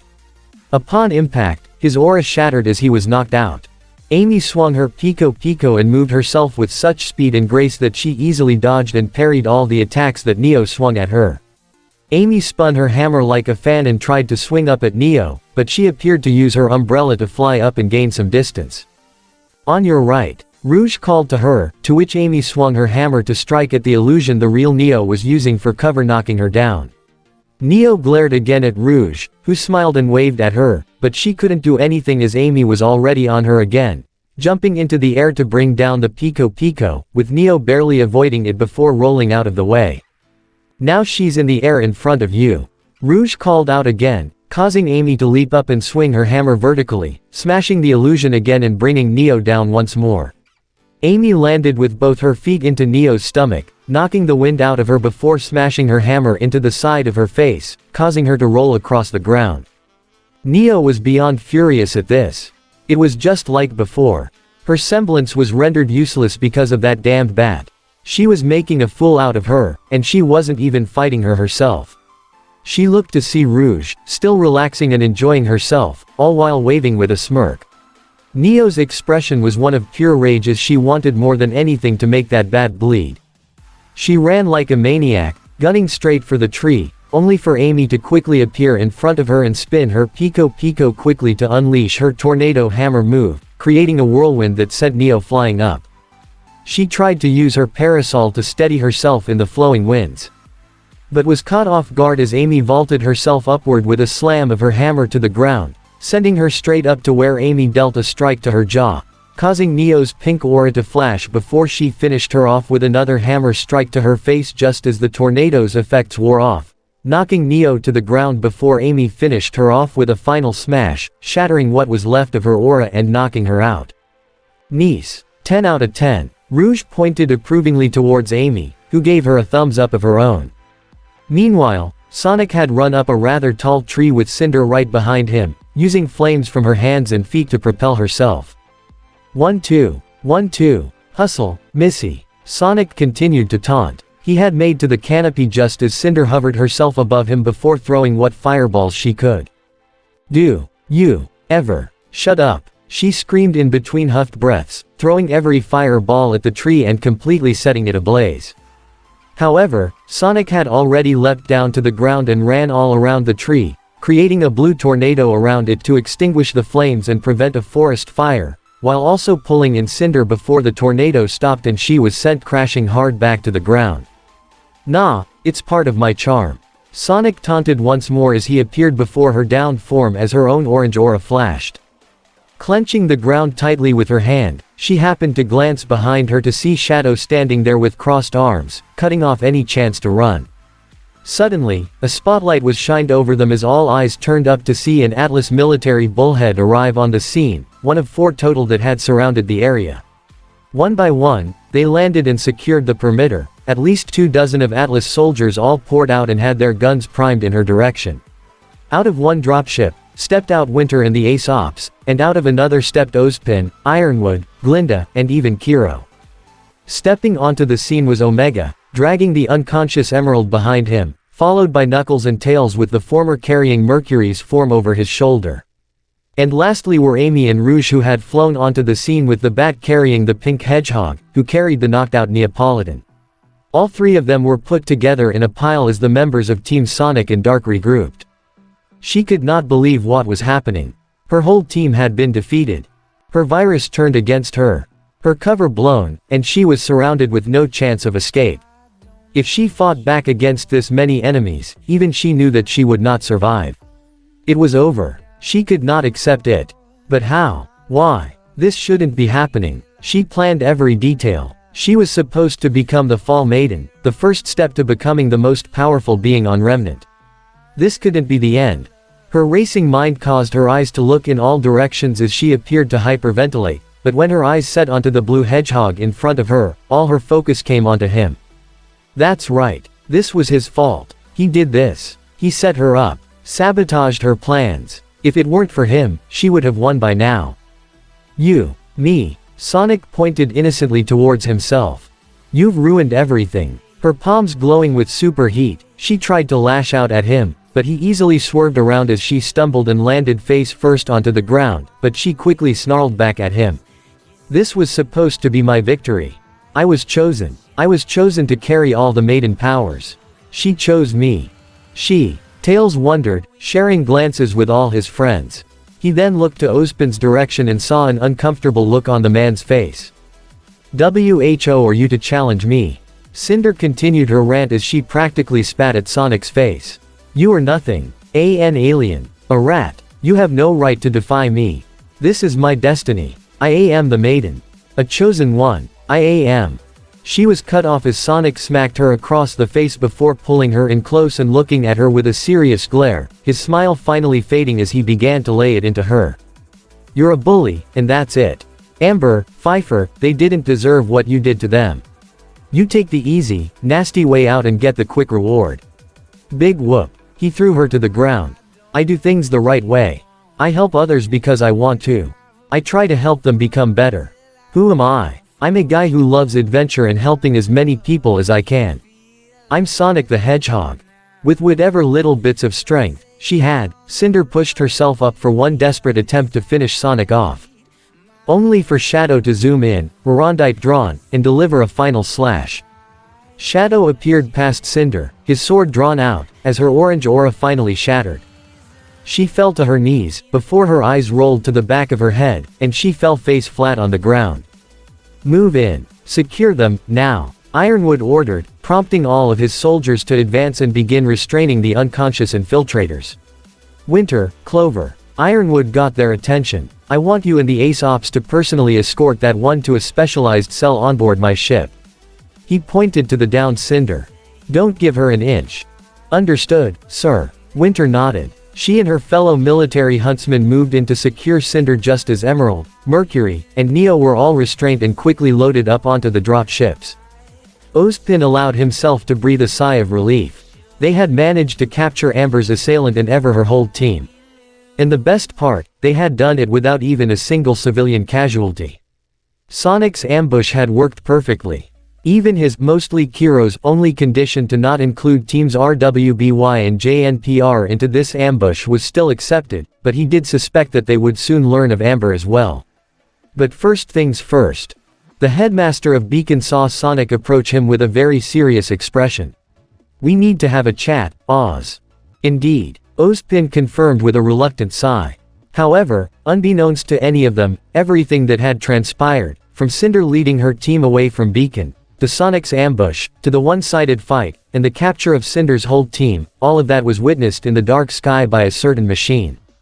Metal Sonic had recorded all the footage he witnessed before flying away to report this to his creator. This one battle may have been won in Sonic's favor, but the war has yet to begin. Resolve. I believe I speak for the rest of the world when I say that this is an act that nobody has seen coming. Lisa Lavender began, speaking on a news broadcast with the headline, "Vital Festival Cancelled, Beacon Soon Under Attack," appearing at the bottom of the screen. With the recent announcement from Professor Ozpin of a possible attack on Beacon Academy, the Atlas military wasted no time in organizing an evacuation effort for all the civilians and students from Beacon and the other 3 academies from Amity Arena and the Beacon campus into the city of Vale. Multiple shelters are already beginning to fill as civilians within the city are bracing for a possible attack. Both Beacon staff and several Huntsman students who have been participating in the tournament have volunteered to assist the Atlas military with the evacuation and organizing defenses around the academy. There has been no official word as to who the attacker may be, but with such unprecedented move made by the host of what is supposed to be a joyous biannual occasion for the world, people are already becoming nervous as they can only imagine just who they may be facing. The report was seen on the hollow screen on the bridge of Dr. Eggman's ship as the mad scientist sat on his command chair with Orbot and Cubot by his side, as well as the Seer Grim that floated nearby. Metal Sonic was present as well, showing them all recorded footage of Cinder and her group being taken down by Teams Sonic and Dark, and later being arrested. I don't wanna say, "I told you so," no wait. I totally want to say, "I told you so." Eggman said to his partner. Your little chosen one just botched your whole operation. I warned her multiple times not to underestimate Sonic. But did she listen? No. And this is what happens when you don't listen to the genius. Really picked a keeper with that one, Salem. Cinder's arrogance has never been in question, but she has proven to be at least be cautious and meticulous should the situation call for it. Salem replied. All the good that did her. And I also told Watts to watch himself with Prower. But no, just like Cinder, he had too big a head on his shoulders. Eggman said. And it cost us that cute little Black Queen virus. I don't think Watts or Cinder have big heads. Cubot pointed out. It means they got too cocky, Cubot. Orbot told his friend. Oh, but nobody's as cocky as the boss here. Cubot pointed towards Eggman, only to get his head pounded down by the doctor's fist as he stood up from his seat. Ow. We tried things your way, now we're doing it mine. Eggman said to Salem before turning to his robots. Orbot, tell Adam to meet me outside and to get his forces ready. We're going on the attack, now. On it, boss. Orbot accessed his comms as he, Cubot, and Metal Sonic followed Eggman and the Seer as they left the bridge of their ship. Doctor, while your disappointments and frustrations are understandable, I don't believe it is in your best course of action to act rashly. Salem advised. Oh, don't worry, this is still gonna fit in your little criteria. Eggman began. You want humanity divided. The White Fang is gonna be on the attack. This will associate any and all faunus with the Eggman Empire, which only fuel further discrimination. You want Beacon leveled. Between my forces and the ensuing Grim that'll be drawn to the attack, not to mention you controlling the big one, there will be nothing left of that academy by the time we're through. And that will spread further fear across this world, which will only cause the Grim to act up even more, starting the domino effect that will only work in our favor. Fair points, my dear doctor. Salem accepted as the group stepped out through a door and outside the vessel, entering a tunnel that was within a hollowed-out mountain range that surrounded Vale and Beacon. But need I remind you that your adversary, the one you have frequently reminded us not to underestimate, is still there. And you yourself have never truly defeated him. That's why I brought the remaining 6 Chaos Emeralds down here. With them powering my newest creation, I may finally leave Sonic in the dust. No pun intended. Eggman continued. No pun. Cubot thought for a moment before realizing it. Oh, I get it. Dust. 'Cause this world's got all that magic crystal stuff. That's actually kinda funny. He was silenced when Metal grabbed him by the throat and glared at him with his red eyes. Or not. Not funny at all. I hated that joke. I hate all jokes. Metal dropped Cubot, prompting Orbot to come over and help him. And even if Sonic does manage to make it out of it, we can always frame him for killing Ozpin. Eggman suggested. I'll have Metal fly in, kill the man whom Remnant sees as their paragon of virtue, and edit some footage to make it look like Sonic did the deed. This will turn everyone against him and all his friends. You make that sound like an easy task. Salem said. Even if he no longer wields the majority of his magic, he is still a capable warrior. Yeah, well, Metal's gone toe-to-toe with the ultimate life form on multiple occasions. I'm sure it wouldn't be too much trouble, would it, Metal? Eggman asked his prized creation, who gave a thumbs up in response. Attaboy. So what do you think? The seer was silent for a moment as it seemed that Salem was contemplating the idea. An intriguing idea. Should all this play as we hope, we may still salvage a victory. Though, I would ask that you retrieve Cinder. Eggman gave a loud groan. Do I have to? Yes. Salem said with finality. She still wields half of the Fall Maiden power and I can't risk that falling into our enemy's hands. I'm certain Ozpin still has Amber stored within his academy, perhaps close enough to the vault containing the relic. I have a question. Orbot raised his hand cautiously, realizing he was now directly talking to Salem. Is it possible for Ozpin to even open the vault with only half of the Fall Maiden's power? Wouldn't it be better for him to have the whole thing? I can't say for certain and it's not something I'm willing to leave to chance. Salem asked. Eggman rubbed his hand down his face. Fine, I'll have Metal bust her out before he kills Ozpin. Happy now. Doctor, your frustrations with her are understandable, and rest assured that I myself am disappointed. Salem said. Cinder may keep the power for the time being, perhaps long enough to open the vault once we locate it. But once that is over, I will look for a potential replacement. Oh, so quick to discard her. Even after all the time you spent preparing her. Eggman looked towards the seer with a sneer.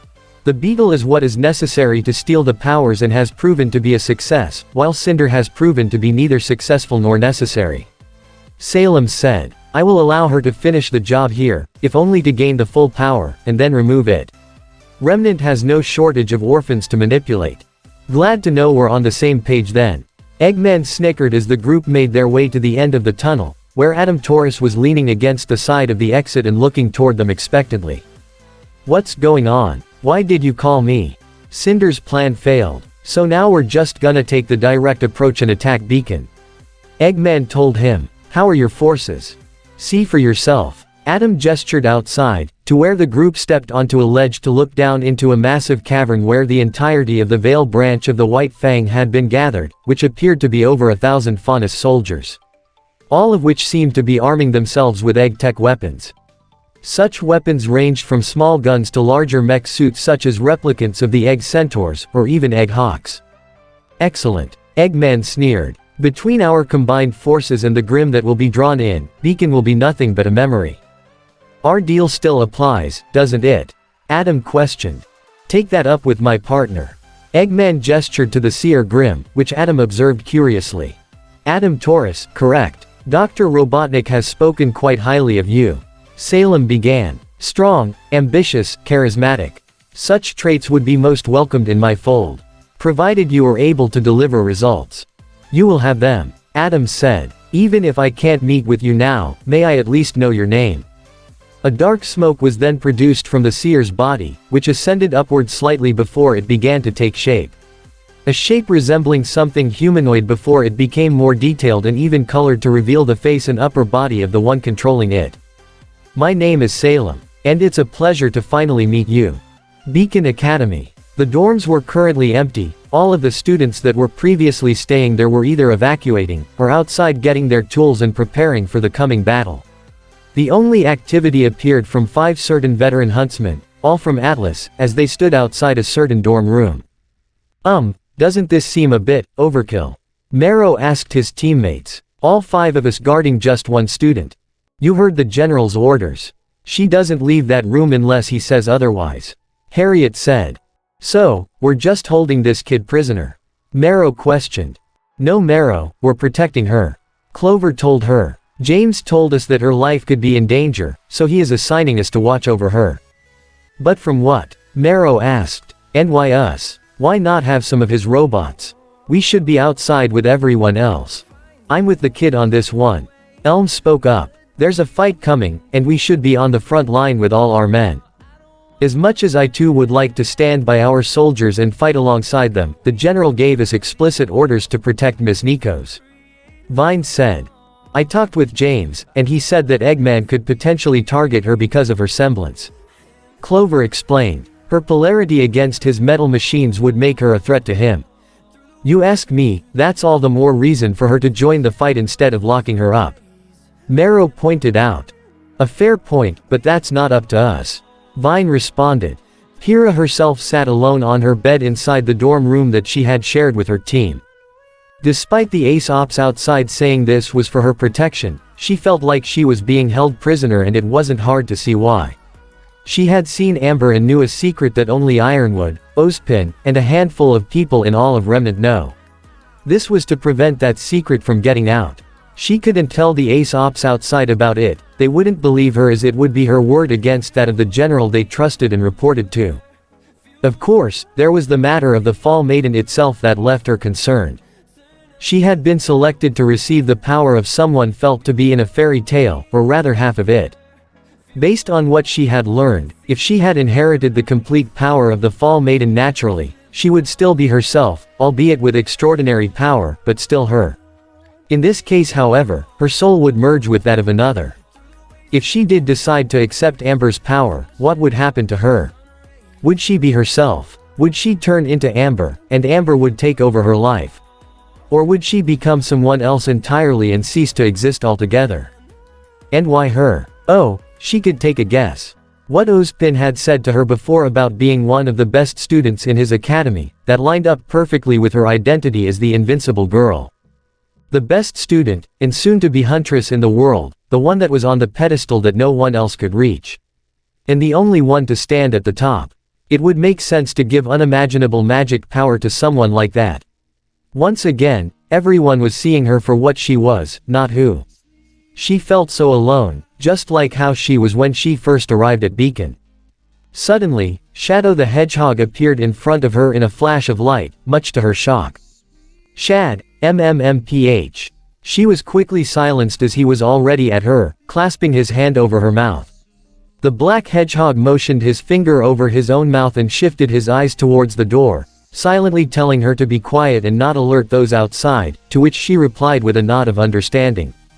Shadow removed his hand from her mouth before offering her his other one. Though she was a tad hesitant at first, Pyrrha accepted his hand right before he teleported both himself and her out of the room. Using chaos control, the two appeared on the dorm rooftops, revealing that night had fallen over the academy, and multiple airships were now soaring across the blackened sky, ready to fight at a moment's notice. Wah, what's this? Shadow, why have you brought me here? Pyrrha asked as she looked around at their change in environment. Pyrrha, turning around, the redhead was surprised to see not only John, Ren, and Nora, but even RWBY, Weiss, Young, and Blake, with Sway by the youngest girl's feet, all of whom looked more than a little concerned. Tell them what you saw down there. Shadow told her. Tell them what you can, and I will help if you need it. Her own eyes widened before they became emotional. He may have brought her here to reveal to them the information that they had procured a few hours ago, but he was giving her a chance to talk with those that she had considered her friends. Her first and true friends that she ever really had. She smiled emotionally towards the black hedgehog, who simply nodded to her as he gestured for her to speak to them. Here's what we found out. Ozpin's office. Despite so many being present in the headmaster's personal station, it was eerily quiet.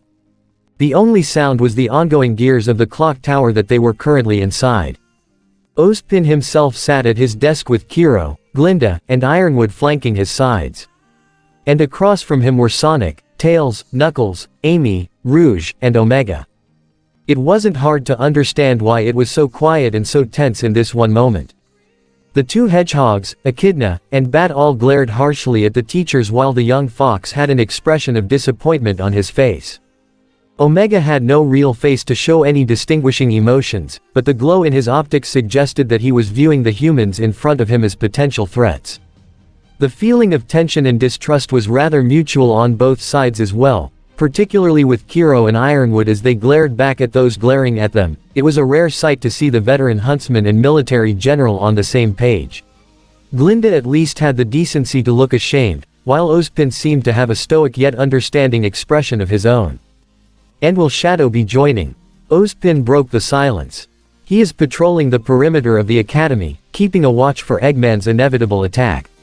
Omega reported. I already have my soldiers doing the same thing.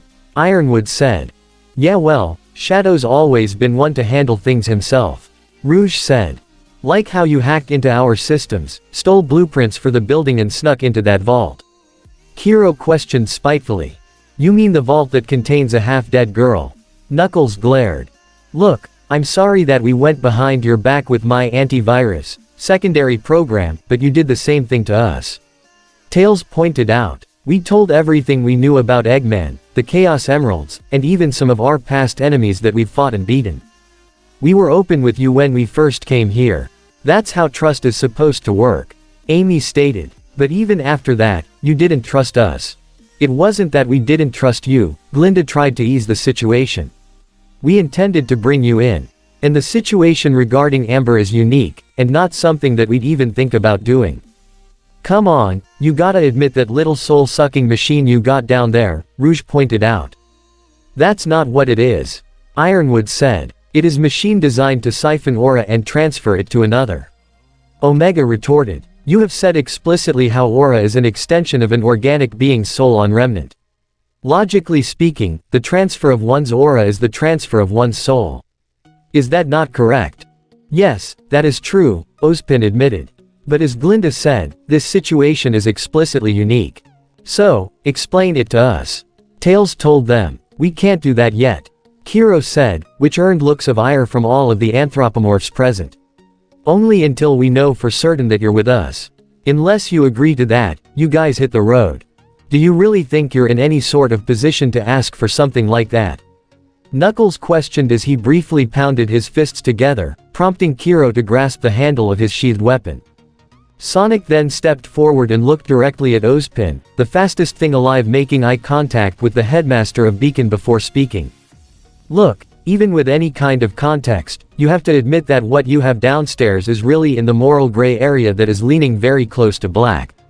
I'm the kind of guy who wants to give second chances to other people, or even hear out their side of the story. And I'm willing to do that here. But, if you really want our help, we need to know everything you know.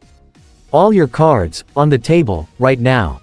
Either that, or we walk and handle Eggman, and whatever boogeyman's got you so scared of, by ourselves. Once again a tense silence fell in the office before the headmaster gave a sigh and spoke.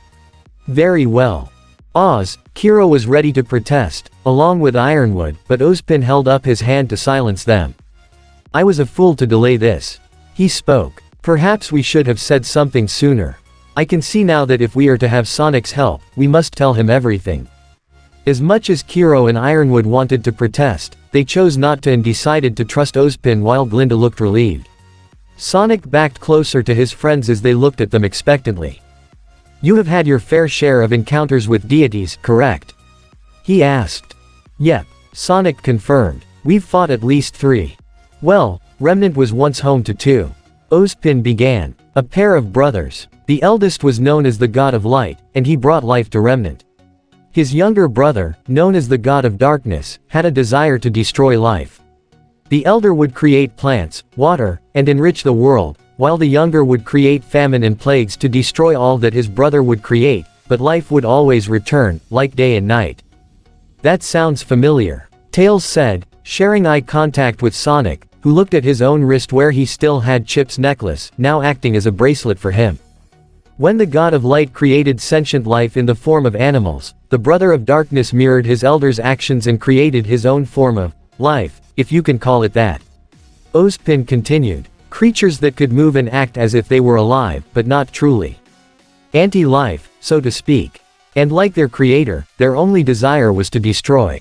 The creatures of Grimm. Knuckles figured out. Bingo. Kiro confirmed. So that explains why they're all beastie. Rouge said. Like more demonic versions of normal animals. Beowulfs resembling canines, Ursai resembling bears, Nevermore resembling avs, Borbatusks resembling suidae, and Goliaths resembling elephantidae, Omega listed. One could assume that the God of Darkness created the creatures of Grimm in the likeness of natural animals as a counterforce. Yes, one could indeed make that assumption. Ozpin continued. And at that point, the Brother of Light had enough. A brief conflict between the siblings broke out, before they agreed on a compromise. They would work together to create something that they both could take pride in. An entity that would embody their respective powers for creation and destruction, along with the gift of knowledge to learn all that it could about the world, and the gift of choice in the form of free will. Humans. And that is how life came to be on our world. So instead of Adam and Eve, we got Adam and Steve. Sonic made a brief joke, which caused Amy, Tails, and even Rouge to snicker, while Knuckles smirked and Omega remained stoic. Kiro and Ironwood glared at him while Opsin and Glinda didn't seem to get the joke and remained silent. Yesh, you'd think you'd be happy at me trying to lighten the mood a bit. What about the Faunus? Knuckles asked. How'd they come into the picture? We believe that the Faunus were created when the Brother of Darkness chose to experiment a bit on the early humans of Remnant. Glinda answered, giving them animal features to see how they would develop and evolve. And that was not the only gift he gave. The Brother of Darkness chose to bequeath humans with the ability to learn and use magic. Ozpin said as well. Like those maidens you talked about? Amy asked. Yes, Ozpin confirmed. But for reasons that we have yet to discover, the Brother Gods abandoned Remnant. And when they did, humanity's ability to use magic went with them. But traces of that power would remain and, over the thousands of years that would pass, would later evolve and grow. Though they would not reach the same sort of might as magic, they would be mere semblances of the power that humanity once wielded. Ah, semblances. I get it, Rouge said. However, when they left, the Brother of Darkness had left something behind that would soon come to haunt us all. Ozpin said, which got Sonic's attention as well as that of his friends. The creatures of Grimm had found a new master, though her origins are still largely unknown. One could assume that as the younger brother made the creatures of Grimm to mirror the elder brother's creation with Remnant's animal kingdom, the God of Darkness had made a human in his own dark image. A Grimm human? Sonic asked. And her name is Salem. Ozpin confirmed. Like the Grimm, her sole desire is the destruction of life itself. But since she was made in the form of a human, she has the intelligence of one. She too had the ability to create and destroy, to learn and use her knowledge to her benefit, and to choose how she uses her abilities. And since Grimm can't age and die naturally as all humans and animals do, Salem has lived just as long and will continue to do so, unless somebody strikes her down. She has been haunting Remnant for thousands of years, controlling the Grimm as if they were extensions of her will. So, the Grimm do have a central alpha. Tails realized. One that controls them all. Technically, she can't control every Grimm simultaneously. Glinda pointed out. Only those that are around her. And thank gods for that, otherwise we'd all be screwed. Kiro said as he pulled out his flask. Oh, and she uses magic too.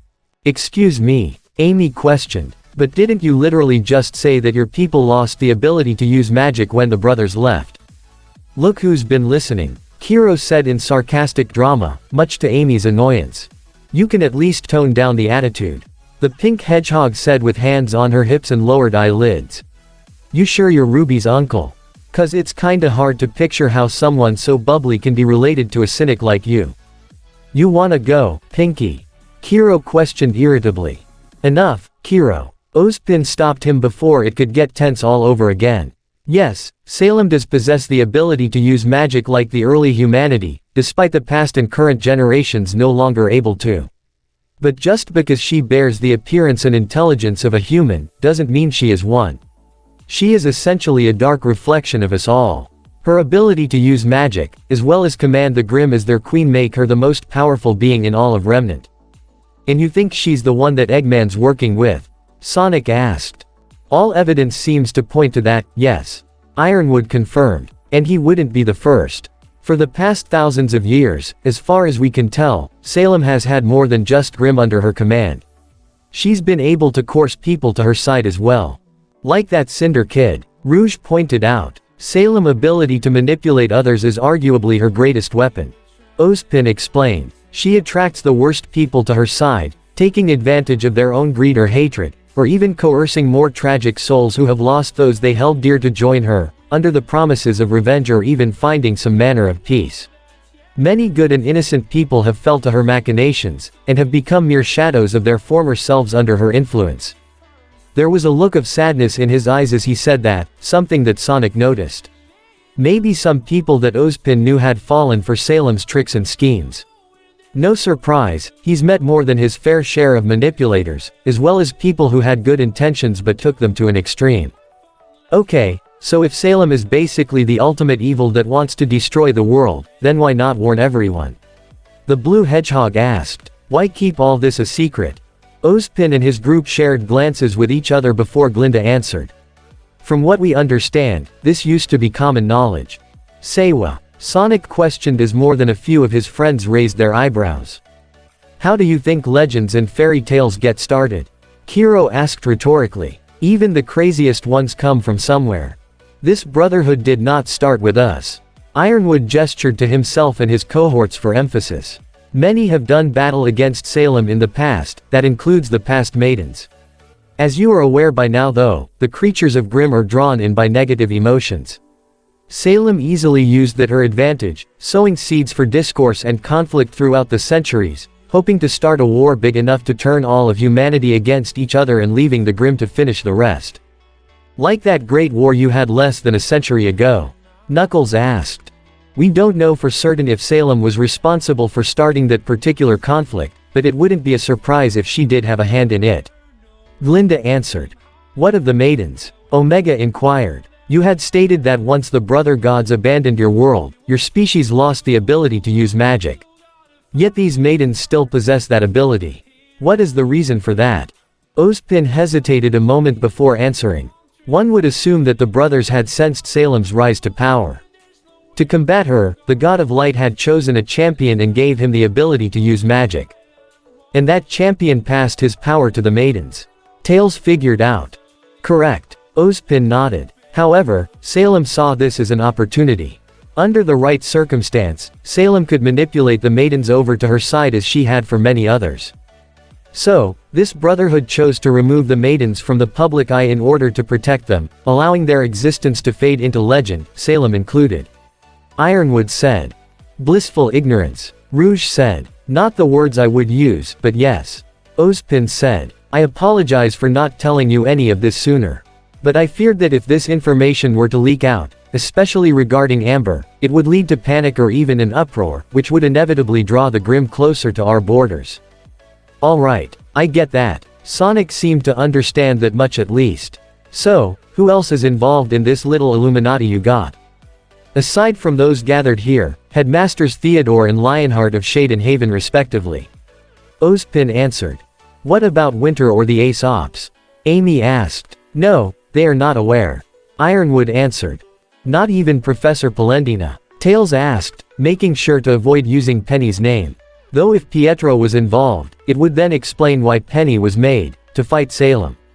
At least that would be what Ironwood intended for her. No, Polendina is not currently involved. The general replied. What about Ruby and Yang's father? Knuckles questioned, which earned a glare from Kiro. You were on the same team with him, along with both of their mothers. Team STRQ, was it? That's none of your damn business. Kiro glared. Hey now, we're just trying to get a sense as to who our allies might be. Rouge said in a teasing manner. You say we're on the same side, so it only makes sense that we know who is on the same side, right? Team STRQ was affiliated in this movement before, yes. Ozpin answered, much to Kiro's shock and dismay that he would reveal that so quickly. Though Kiro is the only active member at this time. Tai Yang is retired, though he is often kept in the loop. And what about Yang's mother? Knuckles asked, which only caused Kiro's fists to clench, something everyone else noticed. We know that Ruby's mother is no longer with us, but we don't know about, Raven was it. Knuckles was certain to avoid mentioning his encounter with that woman in Merlot's lab, if only because he didn't know what her relationship was with the rest of Ozpin's inner circle. She's a damn coward who abandoned her family. Kiro exclaimed, losing what little composure that he had, much to the surprise of many of Sonic's friends while Knuckles, Rouge, and Omega remained serious. No, she's not involved and she's not welcome anymore. And she is not an ally you would want. There. Any other questions? Yeah, I got one. Sonic said, getting serious. Why involve Pyrrha? Meanwhile, back on the dorms rooftop, Pyrrha had told her teammates and Team RWBY everything that went down in the vault with Amber, from what she heard regarding the maidens, to Amber herself, and what Ozpin's group had intended for her. Shadow rarely said anything and simply let Pyrrha talk, only giving confirmations when asked. All 7 students had listened to it all and were in absolute shock. Their eyes were so wide that they were almost circular, with more than a few mouths hanging open. Needless to say, what they had just learned had rocked all of them to their core. Even someone as calm and reserved as Ren found it almost unbelievable. I've read the tale of the maidens, Blake finally spoke in a shaky tone of voice. But, I thought it was just that, just a fairy tale. So did I, Pyrrha said in a very low tone of voice. A machine that can suck away someone's aura. Weiss' face went pale just thinking about it. But then again, that could explain how Penny came to be. My gods, that's awful, John muttered. I don't even have the words, Nora stuttered. The maidens, magic, it's all real. I mean, you'd think we'd be used to that thanks to present company. She gestured with both of her arms in Shadow's direction for emphasis. So why does this surprise blow everything else out of the water? Probably because of how morally questionable it is, Ren said, looking away with a hint of resentment. And the fact that one of our teachers, our headmaster, and a decorated general are all a part of it. That last statement is what caused Yang to clench her fists as her face was twisted with so much rage, her eyes glowing a bright red, looking ready to snap somebody's neck at any given time, because it wasn't just their teachers. Her uncle was a part of this. Her uncle wanted to put one of her friends into that horrible machine. Why would he even consider doing something so morally wrong? But, he tried to stop it, right? RWBY looked to Pyrrha desperately. Uncle Kiro, he wouldn't do this, right? He couldn't have known. Did he say something? Did he try to stop it? To change Ozpin's mind? Please tell me that he did. Pyrrha honestly felt her heart break at seeing the pleading expression in the young girl's eyes. As much as she wanted to spare her the emotional pain, she had to know the truth. Lying about it would only hurt her even more in the long run. No, I think he was, supporting the decision. That reveal caused RWBY to gasp in utter shock as her pupils shrunk as she instinctively took a step or two backwards. Before they showed me, Kiro took away my scroll, Pyrrha continued. So that I couldn't send any messages to you or Sonic. Though Ozpin said he wanted to get Sonic involved in this, it did feel like they were isolating me, trying to prevent me from running away. She looked again to the younger girl whose eyes were already wet, as well as her elder sister. I'm truly sorry, RWBY. Yang. The silver-eyed girl fell to her knees and cried into her hands. Immediately, Yang knelt to her sister and hugged her to provide what comfort she could, despite the tears of fury, betrayal, and anguish in her own eyes.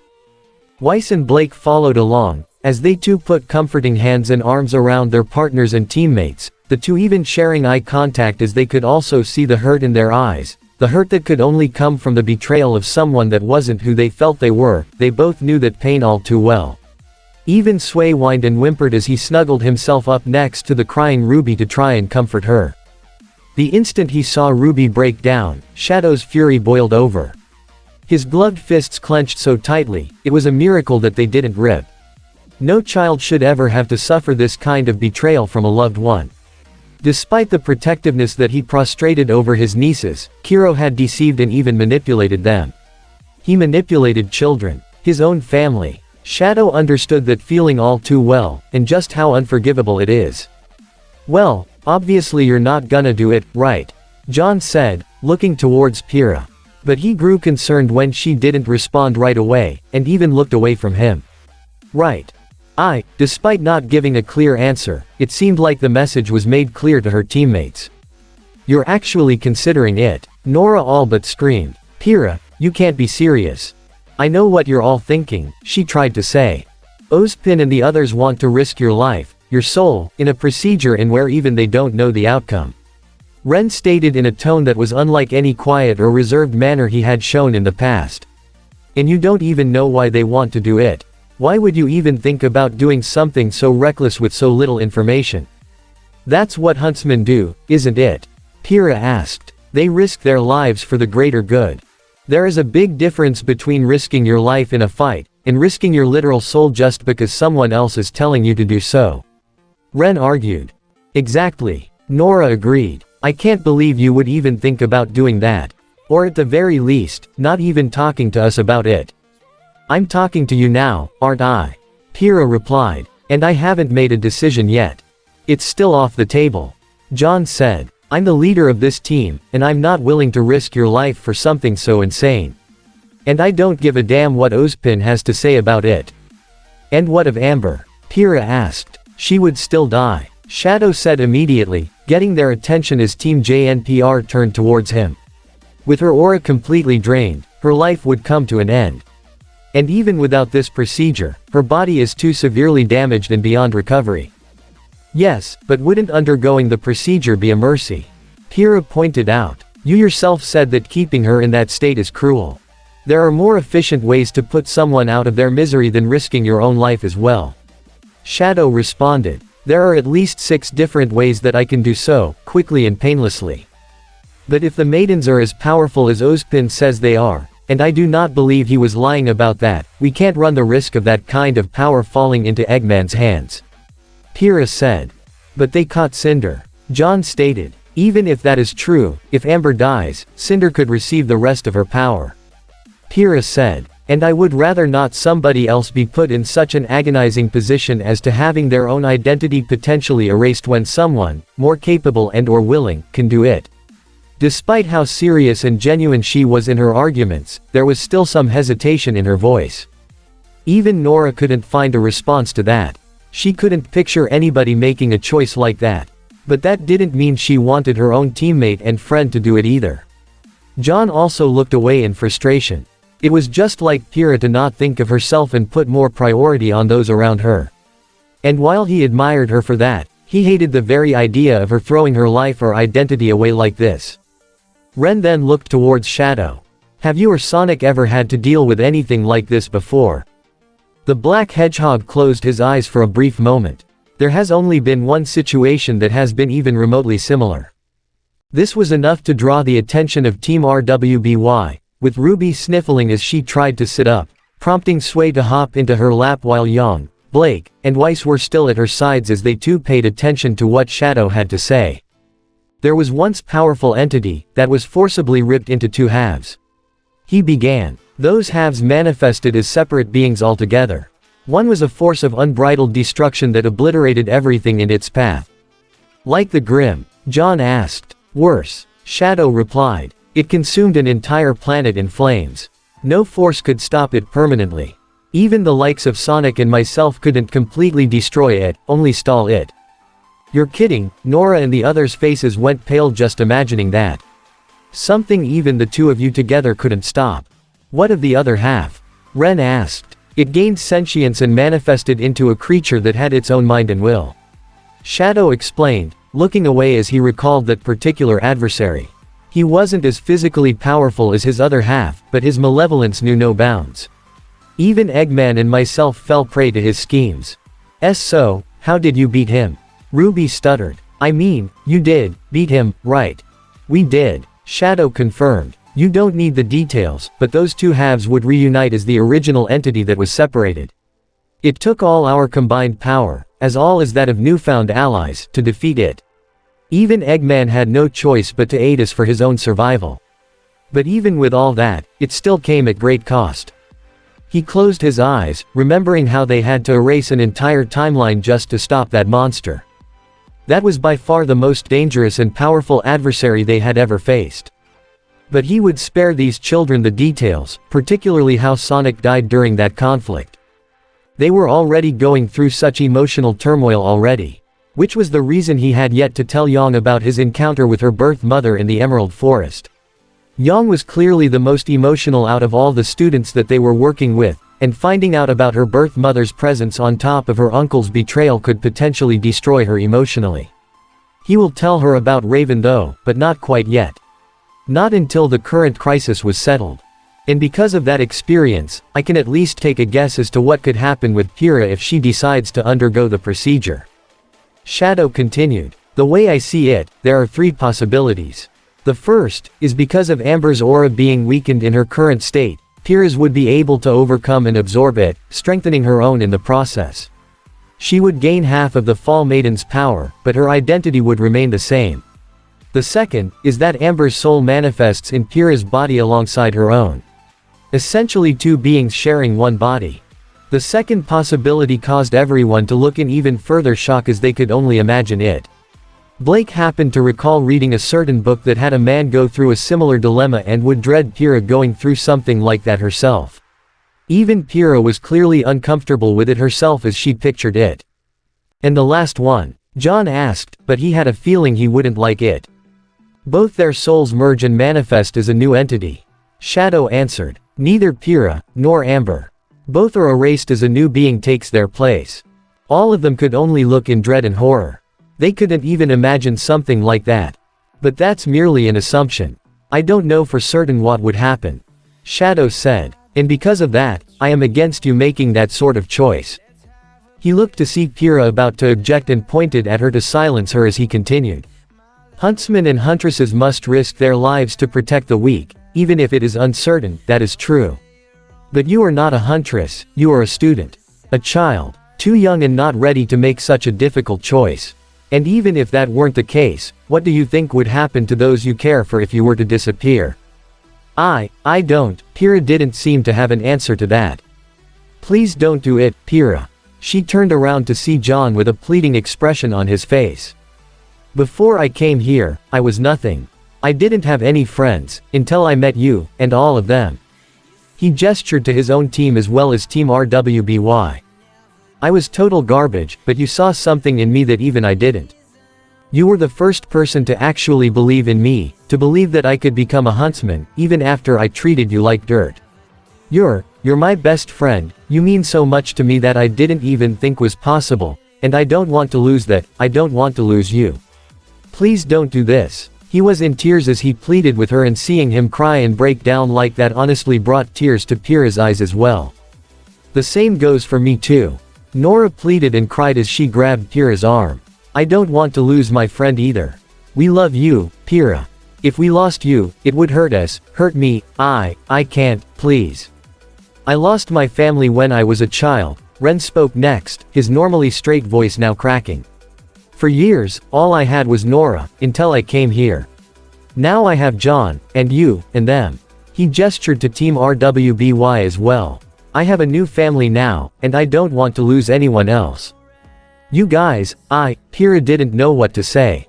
She had already known she could count on her teammates and considered them her closest friends, not to mention her growing feelings towards John. But for them to plead with her like this, on how they are begging her to stay with them and not go, her emotions were forming a conflicting storm inside her. The pragmatic part was still considering the procedure given the potential consequences of the maiden power falling into the wrong hands, but her heart was screaming at her not to do this, because just like them, she loved her friends. Teams RWBY and JNPR were like her family as well, and she couldn't bear to be apart from them. Do you have any family, Pyrrha? Shadow asked, which drew her attention as she set her emotional eyes onto him. Any biological family? I live with my mother. Do you love her? He asked again. Of course I do, she confirmed. And she loves you? Shadow queried once more. Yes, she does, Pyrrha answered without hesitation. Despite the rest of the world seeing her as the invincible girl, Pyrrha's mother saw her for who she was and loved her all the same. How do you think she would feel if you were to disappear? Shadow questioned. I'll answer that for you. She would be destroyed. For a parent, there is nothing more agonizing than burying their child. He once more thought of Gerald and Maria, and how the former lost his mind after the latter died. How even he himself was nearly consumed by vengeance over losing Maria. But ultimately, the choice is yours. Not mine, and not theirs. He was referring to her teammates. What? John and everyone else looked in shock. But you said. I am just as against it as the rest of you are. Shadow reaffirmed, making that perfectly clear. But just as Ozpin cannot force Pyrrha to undergo the procedure, we cannot force her to abandon it either. He looked to Pyrrha again.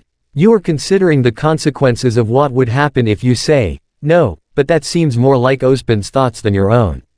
You should also consider what would happen if you say, Yes, and what you would lose. Though the outcome of this is unclear, there is one thing that I can guarantee with utter certainty, regardless of what anybody else wants from you, you will have the support of myself, my allies, as well as Sonic. But, Pyrrha stuttered. What if Ozpin, and those working for him, what if they go against you? Ironwood has the whole Atlas military. The Black Hedgehog gave a scoff. I'm the ultimate life form, and Sonic is powerful enough to be considered my own rival. We've battled and defeated gods. Give us a real challenge. Right after he said that, the first time ever, all 8 of the students saw something that they had never expected to see. Not in a million years. Shadow smiled. The ever-stoic and perpetually angry hedgehog smiled towards Pyrrha. And it wasn't an arrogant or prideful smirk, it was a genuine smile of assurance and comfort towards the red-haired girl that had her green eyes shaking with emotion. Whatever choice you make, Sonic, myself, and the others will be by your side all the way. He said, leave the fate of the world to those who have experienced saving several at once. There's no need for you to make such a sacrifice. In a split second, Pyrrha leapt at Shadow, her arms wrapping around his body much to his own surprise as she burst into tears and sobbed loudly. Thank you, she cried almost uncontrollably. Thank you, thank you, thank you. Despite the initial surprise, Shadow smiled contently, even as John, Nora, and even Ren hugged Pyrrha, and incidentally Shadow himself, as they too cried with joy. It seemed they wouldn't be losing their beloved friend after all. Though Shadow felt a grip on his shoulder as he glanced to see the teary-eyed John look at him with a smile. Thank you, he muttered as well. The smiling Shadow simply nodded. Ruby, Weiss, Blake, and even Young, were all brought to tears as they saw this, holding each other closely while Sway barked loudly. But these were tears of joy. Despite being on separate teams, they all cared for Pyrrha just as much as her own teammates did and were terrified at the thought of her losing herself in something so dark and twisted. But now, all they could feel was immense relief. Her teammates pulled away, allowing Pyrrha to stand as she wiped the tears from her eyes. Thank you, Shadow. All of you, thank you. She said to her 7 closest friends and surrogate family. I'm sorry, for making you worry. Now it was Ruby's turn to hug her as she came right up to wrap her arms around her. We love you, Pyrrha. Don't ever forget that. Her tears almost returned as she hugged Ruby back. I love you all too. Thank you, I know what I have to do now. Ozpin's office. Why did you think Pyrrha would be the next Fall Maiden? Why her? Sonic questioned as he and his friends continued to question Ozpin's group. The mention of that particular choice caused Glinda to look away with shame, while Kiro and Ironwood were still serious. As for Ozpin, despite a seemingly serious look, there was a hint of regret in his eyes. We are aware that your group, Sonic, has begun to lose its trust in us. Ozpin began. And as teams RWBY and JNPR were working closely with you, that mistrust was spreading to them. We had hoped that with the selection of Miss Nikos, we could use that as a means to bridge the gap and bring you into the fold. You could just have simply come to us directly and not go through one of your own students. Tails pointed out. We had to be certain that the information we shared would not become public knowledge. Ironwood said. And as you are aware, Cinderfall was Amber's assailant, the one who stole her power and had returned to finish the job. Securing the Fall Maiden's power was of the utmost priority and we felt that this was the best way to kill 2 birds with 1 stone. Kill one of your students, you mean? Rouge pointed out with a glare, which earned a glare back from Ironwood and Kiro. You yourselves admitted that you have no idea what would happen if Pyrrha went into that machine. What would happen if 2 different auras mixed together? For all we know, it might be too much for her and her body could fall apart. She scoffed as she shook her head. I myself am not afraid to get my hands dirty, but I'd never risk a kid like that. That is a new low. We're not forcing Miss Nikos to undergo the procedure, we were offering her the choice. Ozpin insisted. But why Pyrrha? Why not you? Knuckles looked towards Glinda. When we first came to Beacon, you said personally that you don't just toss your students to the wolves, you try to prepare them. But it seems like that's what you're doing to her, just throwing her into something uncertain and waiting to see what happens. Only women can inherit that power, right? Why risk your own student before yourself? Because I can't, Glinda stated. There is an age range, so to speak, of which one can inherit the maiden powers. Infants can't inherit it, and neither can those who have passed a certain point, and unfortunately I am too old. A look of regret was clearly seen on her face. Believe me, if I could undergo that procedure and inherit that power, I would without hesitation. The last thing I wanted was to put this kind of burden on one of my own students. If age is a critical factor for maiden inheritance, then Winter Schnee would be a potential candidate. Omega advised. She is also an effective fighter with clear mastery over both her swordsmanship and semblance. Granting her the power of a maiden would make her an even more effective killing machine. But I wouldn't like it since how she and Weiss are so close and it might end up tearing them both apart. Amy said. I suggested Winter for that very reason. Ironwood said. Both because she is a skilled fighter, and because she is close to her sister, and we could use that to mend the rift as Ozpin suggested. Again. Could have just come straight to us.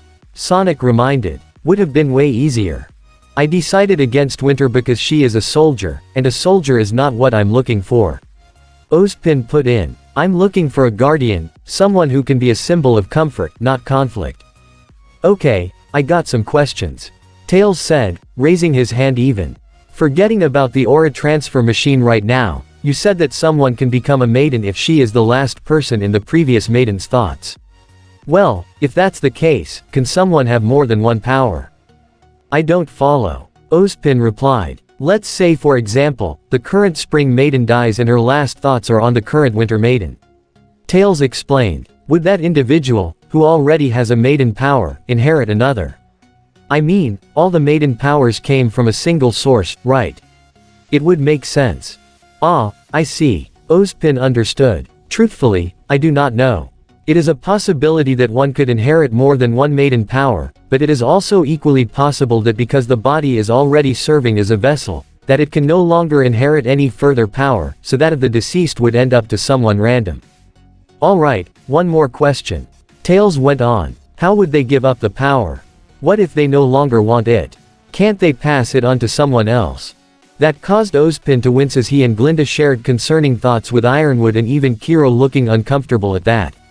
That brief hesitance did not sit well with Sonic and the others. They cannot, Ozpin revealed.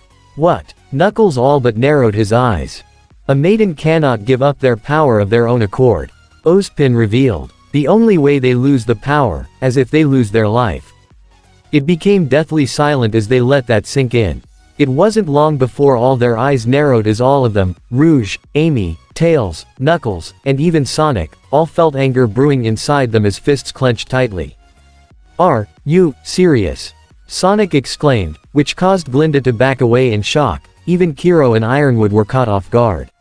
They had only ever seen Sonic rather casual and only got serious in the middle of a fight, but for him to lose his composure like this was not something they expected.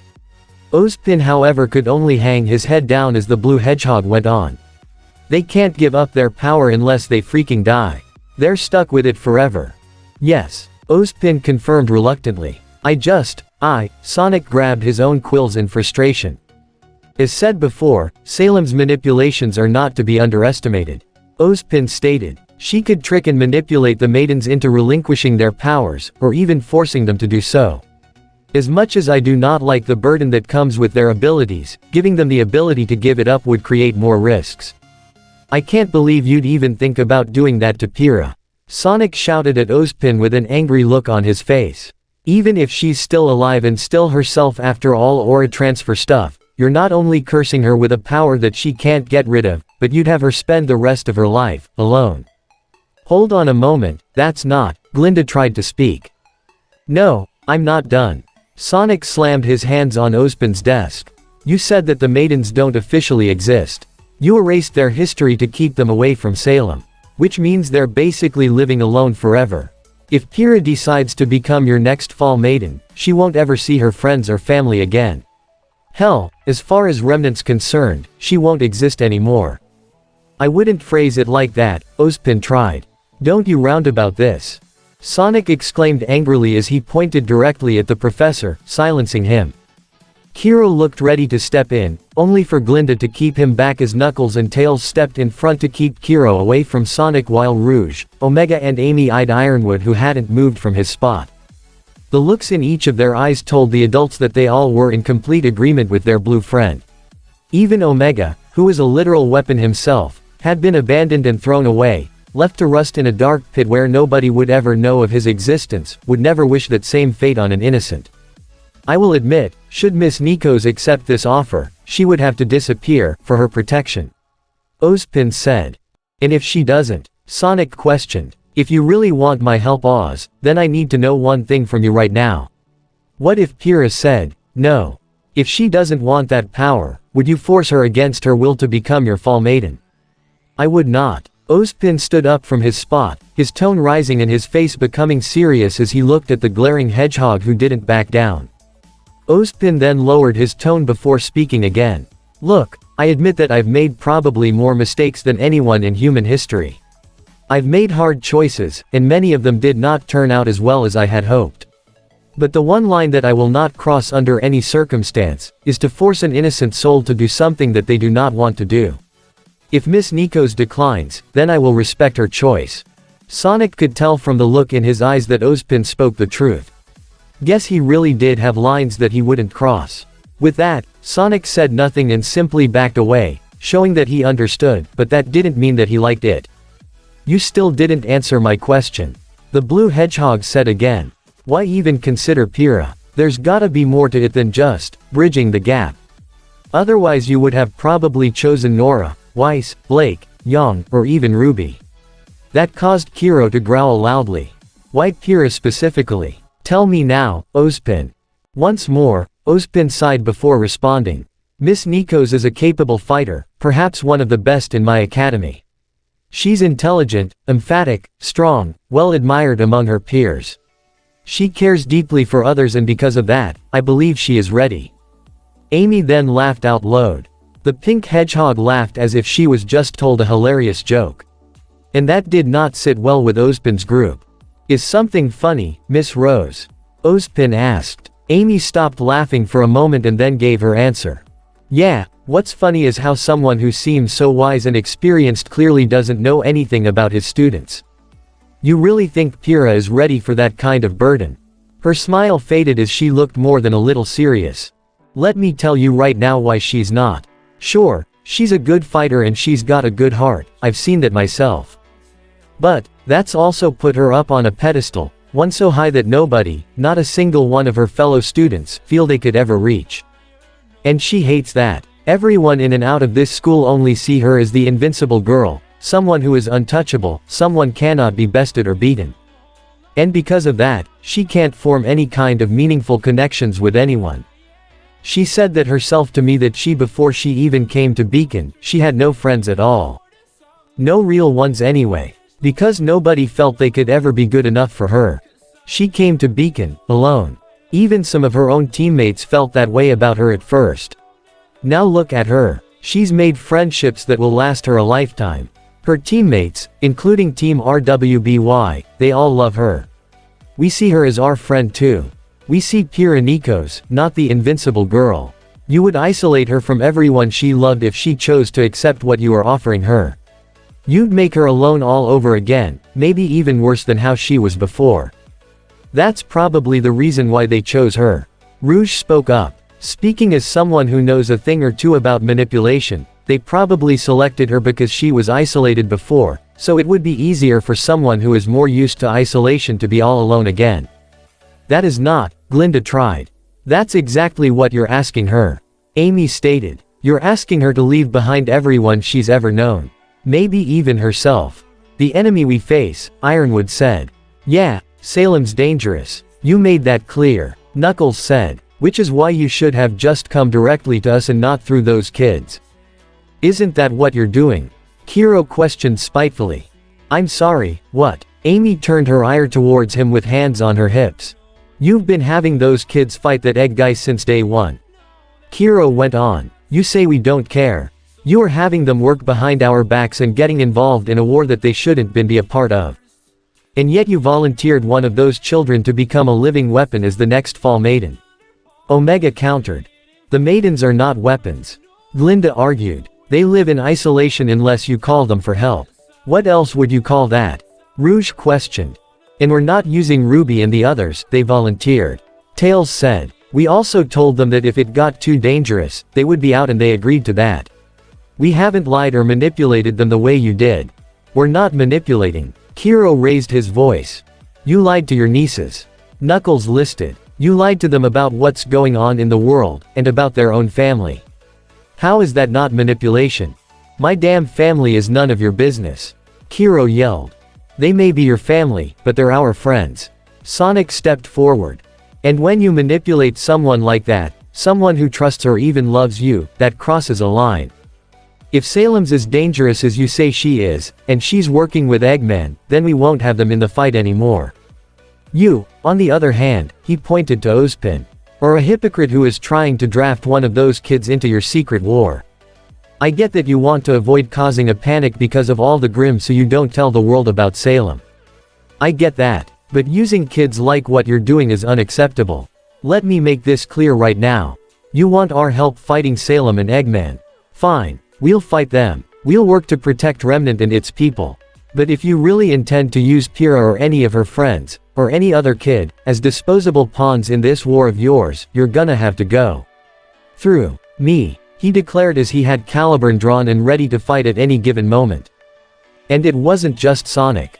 Tails, Knuckles, Amy, and Rouge all stepped up and had their weapons at the ready, with Omega's hands already converted into machine guns.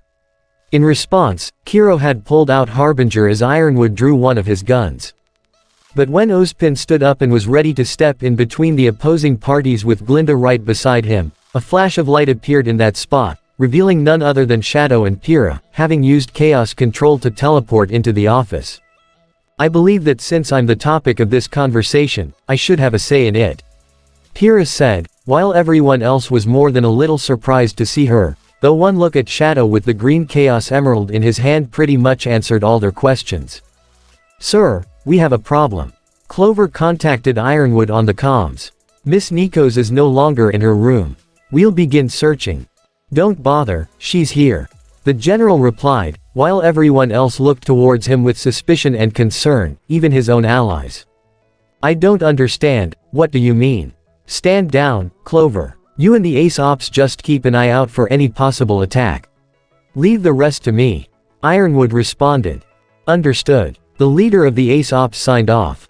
It's rather telling that your elite squad can't even keep an eye on a child. Shadow noted. James, were your men holding Pyrrha prisoner? Glinda exclaimed in shock. You didn't know? Pyrrha herself asked in surprise. I assumed that since you were all on the same side. We had no idea, Kiro stated as he quickly noticed the distrustful glares Sonic and the others were giving him. Seriously. She was not a prisoner.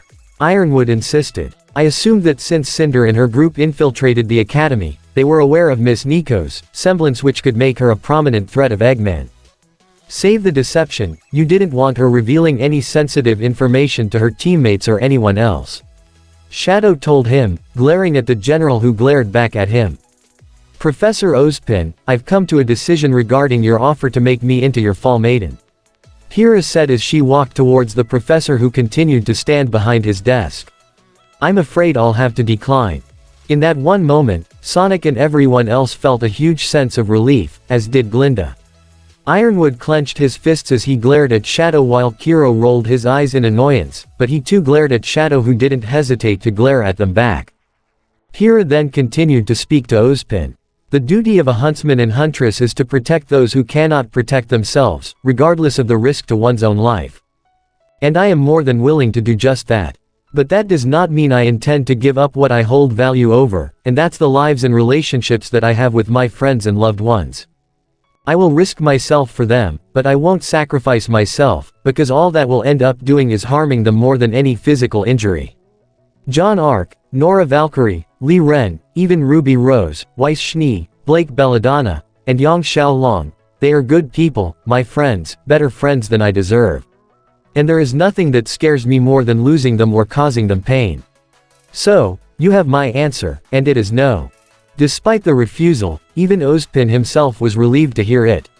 Contrary to what most of those gathered here thought of him, Ozpin didn't want to put such a burden onto Pyrrha, and he was even more pleased to know that she put value over the friendships she had with her teammates and others around her. Very well. Ozpin accepted his choice. Can I assume that you confided in your team as well as Team RWBY about what you saw down there? I did. Pyrrha confirmed. You told them. Kiro exclaimed, completely losing his composure. I would think that Ruby and Yang at the very least deserve to know that their uncle is part of a secret society that is rather comfortable operating in the moral gray area. Pyrrha said, turning a glare towards the man who broke the trust and hearts of his nieces. His secrets made the sweet Ruby cry, and that was something she took personally. You should be ashamed of yourself. Sonic nudged Shadow on the side with a knowing and approving smirk, understanding what he did, giving Pyrrha the chance to confide into those close to her. Shadow simply nodded in response. What did I miss? The Black Hedgehog asked. Eggman's partner is a human grim witch named Salem who wants to destroy all life on Remnant, and Oz and his buddies formed their own little cult and have been waging a secret war on her for years. Sonic summed up, much to the surprise of Ozpin's group, both in the revelation itself as well as the casual tone he summed it all up in. There are a few other details, but we can fill you in later. Understood, but there is one detail that I would very much like to know. Shadow turned towards Ozpin's group.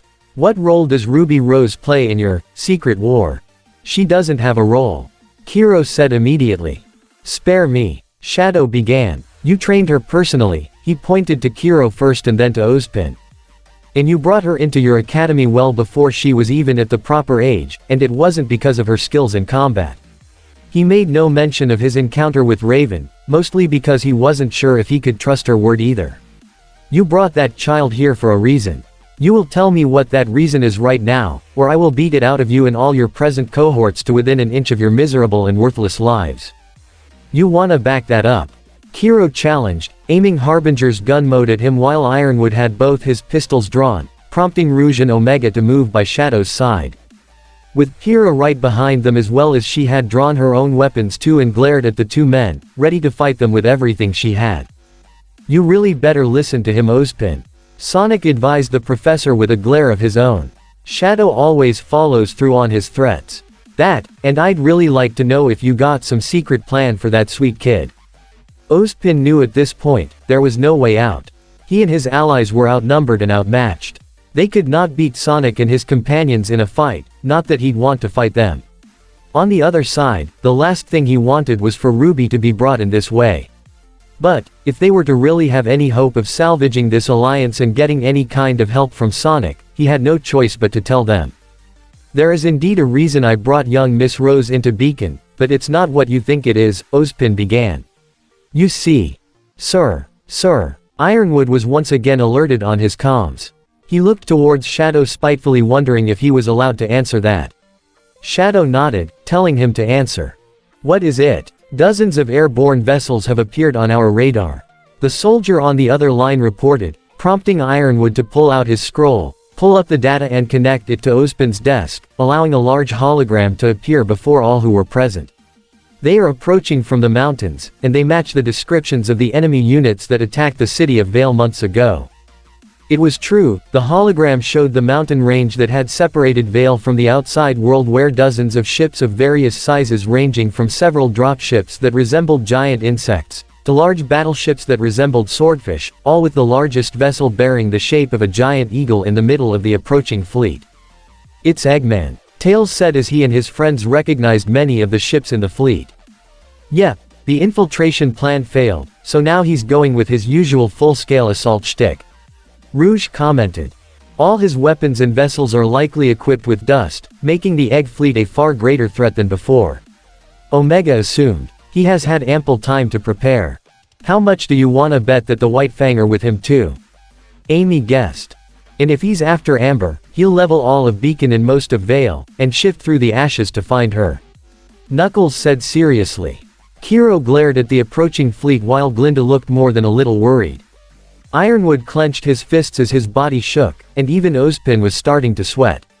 They all knew that once the first shots were made, the Grim won't be far behind. This truly was the worst-case scenario. I understand that you do not trust us right now, Ozpin spoke towards Sonic and his companions, as well as Pyrrha. But at the moment, innocent people are in danger, so I must beg. Of course we're going to help. Sonic interrupted. We're the good guys, we're not gonna leave anyone high and dry, not even you. I'd advise your forces to prepare for the very worst. Shadow told Ironwood specifically. The doctor will not pull his punches. The general gave a nod as he accessed his comms once more and began to relay orders to his military, while Sonic turned back to his friends. We should get out there. Right, let's go. Tails said as they all walked towards the window and the balcony to take their leave. Tails picked up Pyrrha and flew away along with Rouge. Knuckles jumped off to glide while Omega let himself fall but would use his boosters to slow his descent. Sonic had picked up Amy and sped down the tower, leaving only Shadow as he turned back to glare at the adults. Don't think for 1 minute that this is finished, he warned before leaping off the balcony too. Yet again, a tense silence fell over the room as Ozpin steeled himself. Who among our staff and the students are present at the academy? Port and Oobleck are still here, sir. Glinda answered. The other professors are currently in Vale to assist the authorities in evacuating people to the shelters. As for the students, she looked through her scroll to get a readout. Teams RWBY, JNPR, CFVY, CRDL, SSSN, ABRN, BRNZ, and FNKI are all that remain, along with Penny Polendina and Seal Soleil. They've chosen to stay and hold the defenses. James, do what you can to have our forces get them organized and prepared to defend Beacon. Coordinate with Sonic and the others too. Ozpin instructed. I understand. James nodded. Oz. Kiro tried to protest, not wanting his nieces in the middle of a war. We do not have time to pull them out, Kiro. Ozpin already knew what he was going to say. And even if we did, I do not believe they will listen to us. I do not like it, but against the threat we face, we need everyone we can get. The most we can do is fight alongside them so that they are not alone in this fight. Will you be joining us, sir? Glinda asked. No, I will have to guard Amber. Ozpin answered. Just because we've captured one infiltrator does not mean that Salem wouldn't have somebody else use this chaos to their advantage to slip through and get to her. But I trust you and James to lead the defense. Very well. Glinda accepted. Good luck, to you all. Ozpin said. I truly wish I could fight alongside you. Ain't got no good luck, but you do what you gotta do, Oz. Kiro said as they went to the elevator. Once they entered, Kiro turned back around and tried to give his mentor a smile and a finger salute. See ya at the end of this. He said before the door closed, leaving Ozpin alone as he pressed his hands against his head, once more, feeling the weight of the world on his shoulders and his alone. The entire Atlas military appeared to have most of Beacon completely secure. All the non-combative students were gone and those that were staying behind to help fight were gathered in the main avenue and the courtyard alongside a few teachers and multiple Atlas soldiers. The entire air fleet, which included 8 large airships and countless smaller gunships, with General Ironwood standing on the bridge of the flagship. Tails was currently in the Cyclone's plane mode at the front as the fleet that hovered just above the entire army of hundreds of AK units with several dozen Atlesian paladins. And standing at the very front of the army were Sonic, Shadow, Knuckles, and Omega. This impressive defense force was facing the direction of the surrounding mountains where they would soon see the fleet of their enemy. Omega. Shadow requested his machine friend. No enemy signals detected as of yet. The former Badnik reported. Tails, can you see anything up there? Sonic asked over the comms. Nothing yet. Tails reported back. It feels like Eggman's just dragging this whole thing out. That's no surprise, we all know how dramatic he is. Knuckles said. Be ready. Shadow instructed. For it won't just be the doctor's machines. Yeah, don't remind me.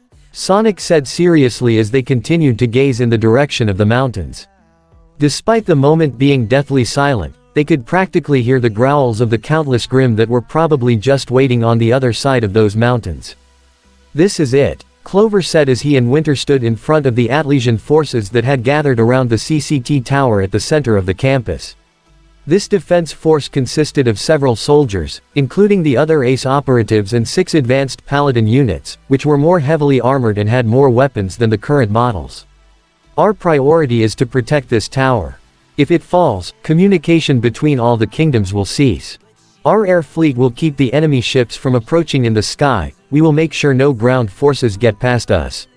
Winter instructed as well. Keep your eyes peeled for any possible infiltrators as well. Understood. Roger. All the soldiers and the ace ops saluted. As they got into position, Winter and Clover exchanged nods before the former couldn't look back in the direction of the main campus. Even if she couldn't see her younger sister, she knew that Weiss was there and couldn't help but be concerned for her well-being. Meanwhile, Glinda was at the central courtyard area, talking with Port and Oobleck about the placement of students and military forces in the general area. Teams RWBY and JNPR will protect the north end of the courtyard, the history doctor explained. CFVY and SSSN are in the east, ABRN and BRNZ are in the south, and CRDL and FNKI are in the west. I will join those in the west to help provide support and leadership. I will join those in the south. Port said. Miss Rouge has volunteered to assist those in the east, while Miss Amy Rose, along with Penny and Seal from Atlas have joined those in the north. An Amity Arena? Glinda asked. Completely emptied of all civilian and staff. Oobleck reported. If Dr. Eggman is to get to that beautiful flying piece of art, he will have to get past the entire Atlasian fleet. Understood. Be ready for anything. Glinda instructed her fellow teachers. This may very well be the fight of our lives. At the north end of the courtyard, teams RWBY and JNPR were prepping their weapons to make sure they were fully armed.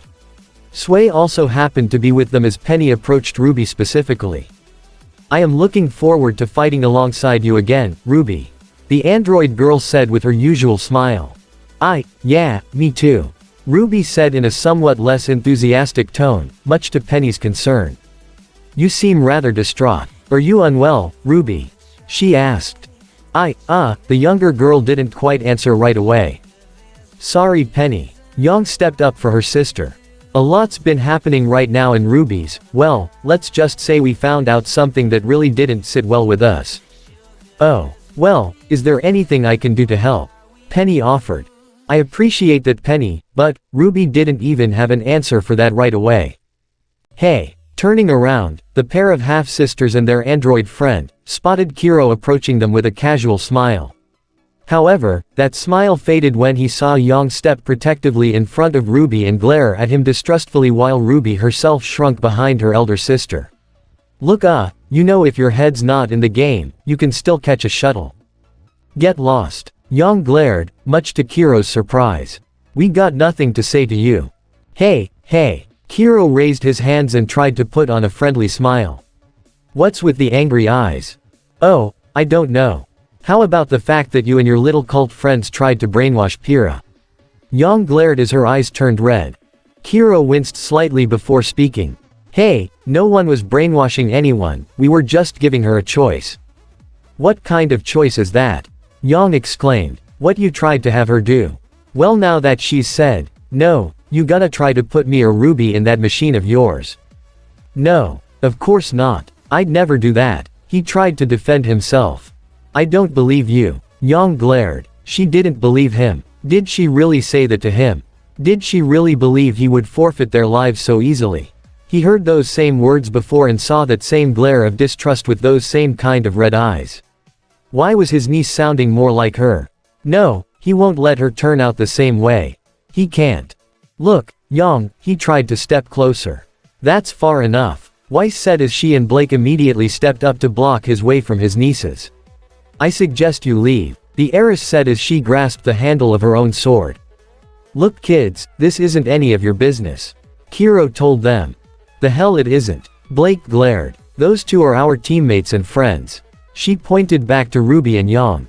And if you are going to try anything with them, you'd better be prepared to go through us first. I'm not trying to hurt any of you. I just want. Is there a problem here? Turning around, Kiro saw none other than Amy with the Pico over shoulder, with all of Team JNPR right beside her. Each of them with their weapons out as they glared harshly at the veteran huntsman, with John and Nora appearing the most volatile. The veteran huntsman glared at the pink hedgehog before trying to speak to the students. Look, I don't know what they told you, he gestured to Amy for emphasis. But we're not the bad guys here. You sure about that? John questioned. Yes, I'm sure. Kiro replied irritably. Then prove it. Ren said. We are about to face an enemy that has every intent of burning Beacon to the ground and conquering our world. So maybe you should focus on fighting him and not trying to turn our friends into living weapons. Nora practically snarled. That's not what we're trying to do. Kiro argued. Why can't you? Go away, Kiro. Slowly turning his head, the man looked in shock to see RWBY, who was not even turning facing him or even look him in the eye, as she repeated her statement. Just go away. RWBY, he tried to step forward, but once again had his path barred by Weiss and Blake, with Yang stepping in front of RWBY to once again glare at him with her glowing red eyes. Turning around, Kiro also saw Amy, John, Nora, Ren, and Kira glaring at him the same way. Realizing that he wasn't getting anywhere like this, he conceded. Okay, I'll go. I'll talk to you later. With that, he walked away, causing the situation to diffuse. Penny, who had seen and heard everything, didn't really understand what was happening. But she seemed to at least get that RWBY was in some emotional turmoil right now and decided to address that. RWBY, is there anything I can do? The girl looked towards her and wasn't even sure how to answer that. Hey, where's your dad? Is he still around in all this? Though uncertain as to why she would inquire about her father, Penny answered regardless. General Ironwood ordered that he'd return to Atlas for his own safety. I would agree because my father is not one who is capable of combat. Okay, that's probably a good idea. RWBY said. If Eggman knew that Penny was an android as she feared, it would have been best to keep the one who created her away from Eggman for that very reason. I'm going to get a higher vantage point. Before any of her friends could say anything, the red-clad girl had used her semblance to speed away, moving towards one of the colonnades and getting to the top to perch herself at that position. I do not believe she is doing all right, Penny said. No, she's not, Yang confirmed as Sui whined, looking in the direction that RWBY sped off to, prompting Yang to kneel down slightly and pat the dog's head. All of them could see that RWBY was currently dealing with a lot right now, not that any of them blamed her given the circumstances. And any one of them would have approached her to try and talk, but with a battle about to begin, there didn't seem to be much time for a pep talk like this. Fortunately, Amy knew a certain someone who RWBY would listen to and say what needed to be said rather quickly. She opened her comms channel to call that someone. Hey Sonic, are you there? RWBY sat at the edge of the right side of the outer colonnade, looking over Crescent Rose to see if it was functioning properly. Though she had already checked it over 3 times, doing so again would make for a good enough distraction. Better than dwelling on all the negative thoughts in her head. Once she was done with that, she looked through the scope to try and spot any approaching enemies. See anything you like. Turning around, she saw none other than the blue hedgehog she had befriended and come to admire so much approach her with his usual smile. Sonic, shouldn't you be up front with everyone else? I can be back there in 2 seconds at most. Sonic shrugged before sitting down next to her and looking at her with concern. You doing okay? I don't know, RWBY confessed. I mean, I can handle fighting robots, monsters, and bad guys, no problem. But, Ozpin, what he and Kiro tried to do to Pyrrha, Shadow said that I shouldn't trust him, but I wanted to. I wanted to believe that, even if he was keeping secrets, it was for a good reason. I just didn't. I get it. Sonic understood. Family and all that. It's one thing if someone you don't really know all that much or just know professionally is keeping secrets. But when it's someone close to you, that's different. So, what do we do? RWBY asked. I don't want to fight them or anything, but I don't know if I can trust them now. I don't know what to do. Yeah, it's looking like a bumpy road ahead. Sonic gave a slight sigh before responding. Look, RWBY, I'm not gonna lie to ya, but I don't really have any answers, at least not right now. We'll figure that out later. But right now, we got a battle to fight. And if you feel like you don't wanna do it, I still want to fight. RWBY insisted, a firm expression forming on her face. I know that Eggman is bad news and I know he has to be stopped. He's threatening my home, and I am going to defend it.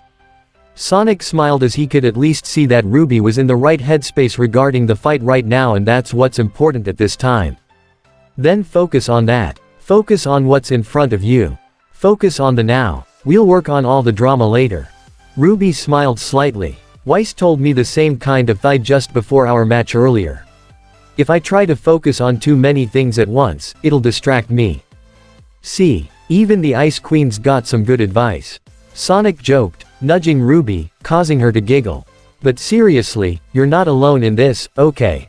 You got your sister, you got your team, you got all your friends, and you got me. We got your back. Thanks Sonic, RWBY said with an emotional smile. I really needed that. Anytime. The blue hedgehog smiled back.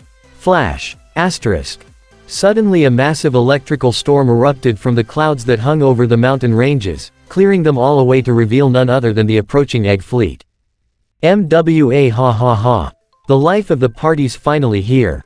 RWBY was more than a little startled by the sudden appearance of the massive enemy fleet as well as the sound of the mad scientist's voice booming through the air, while Sonic looked more annoyed than anything else. And here we were having a moment. Sonic said with lowered eyelids. You should get going, RWBY advised. Yep, see ya at the end of this, Sonic said before speeding back to the front lines. Everyone gathered together, all the huntsmen, soldiers, students, machines, and anthropomorphic heroes, turned their eyes towards the egg fleet that seemed twice the size of the Atlas Air Fleet regarding the number of ships. And at the front was the white and gold ship that bore a resemblance to a giant eagle with the symbol of the Eggman Empire plastered on its hull. Tremble in fear, fools. I am Dr. Eggman, the new Lord and Master of Remnant. Within the confines of the ship's bridge, Eggman sat at his command chair as he spoke into the speaker with Orbot and Cubot at the controls beneath him. Metal Sonic was at Eggman's right while the Seer Grim was on his left. You huntsmen have been protecting your world for many decades and have done a half-decent job, at best. But credit where it's due on maintaining your world order for his long, you actually did save many lives. But as the old saying goes, a sinister smirk formed on the Mad Doctor's face. No good deed goes unpunished. All weapons locked and ready to fire on your command, boss. Orbot reported. Our Badnik forces and the White Fang are ready to be deployed whenever you are. Ooh, this is so exciting. My motherboard is shaking, Cubot said excitably. Standing up from his seat, Eggman pointed forward dramatically. Fire. And this at the end of part 14 this what if. Hope you guys like it. Do not forget to leave a comment down below and subscribe to the channel.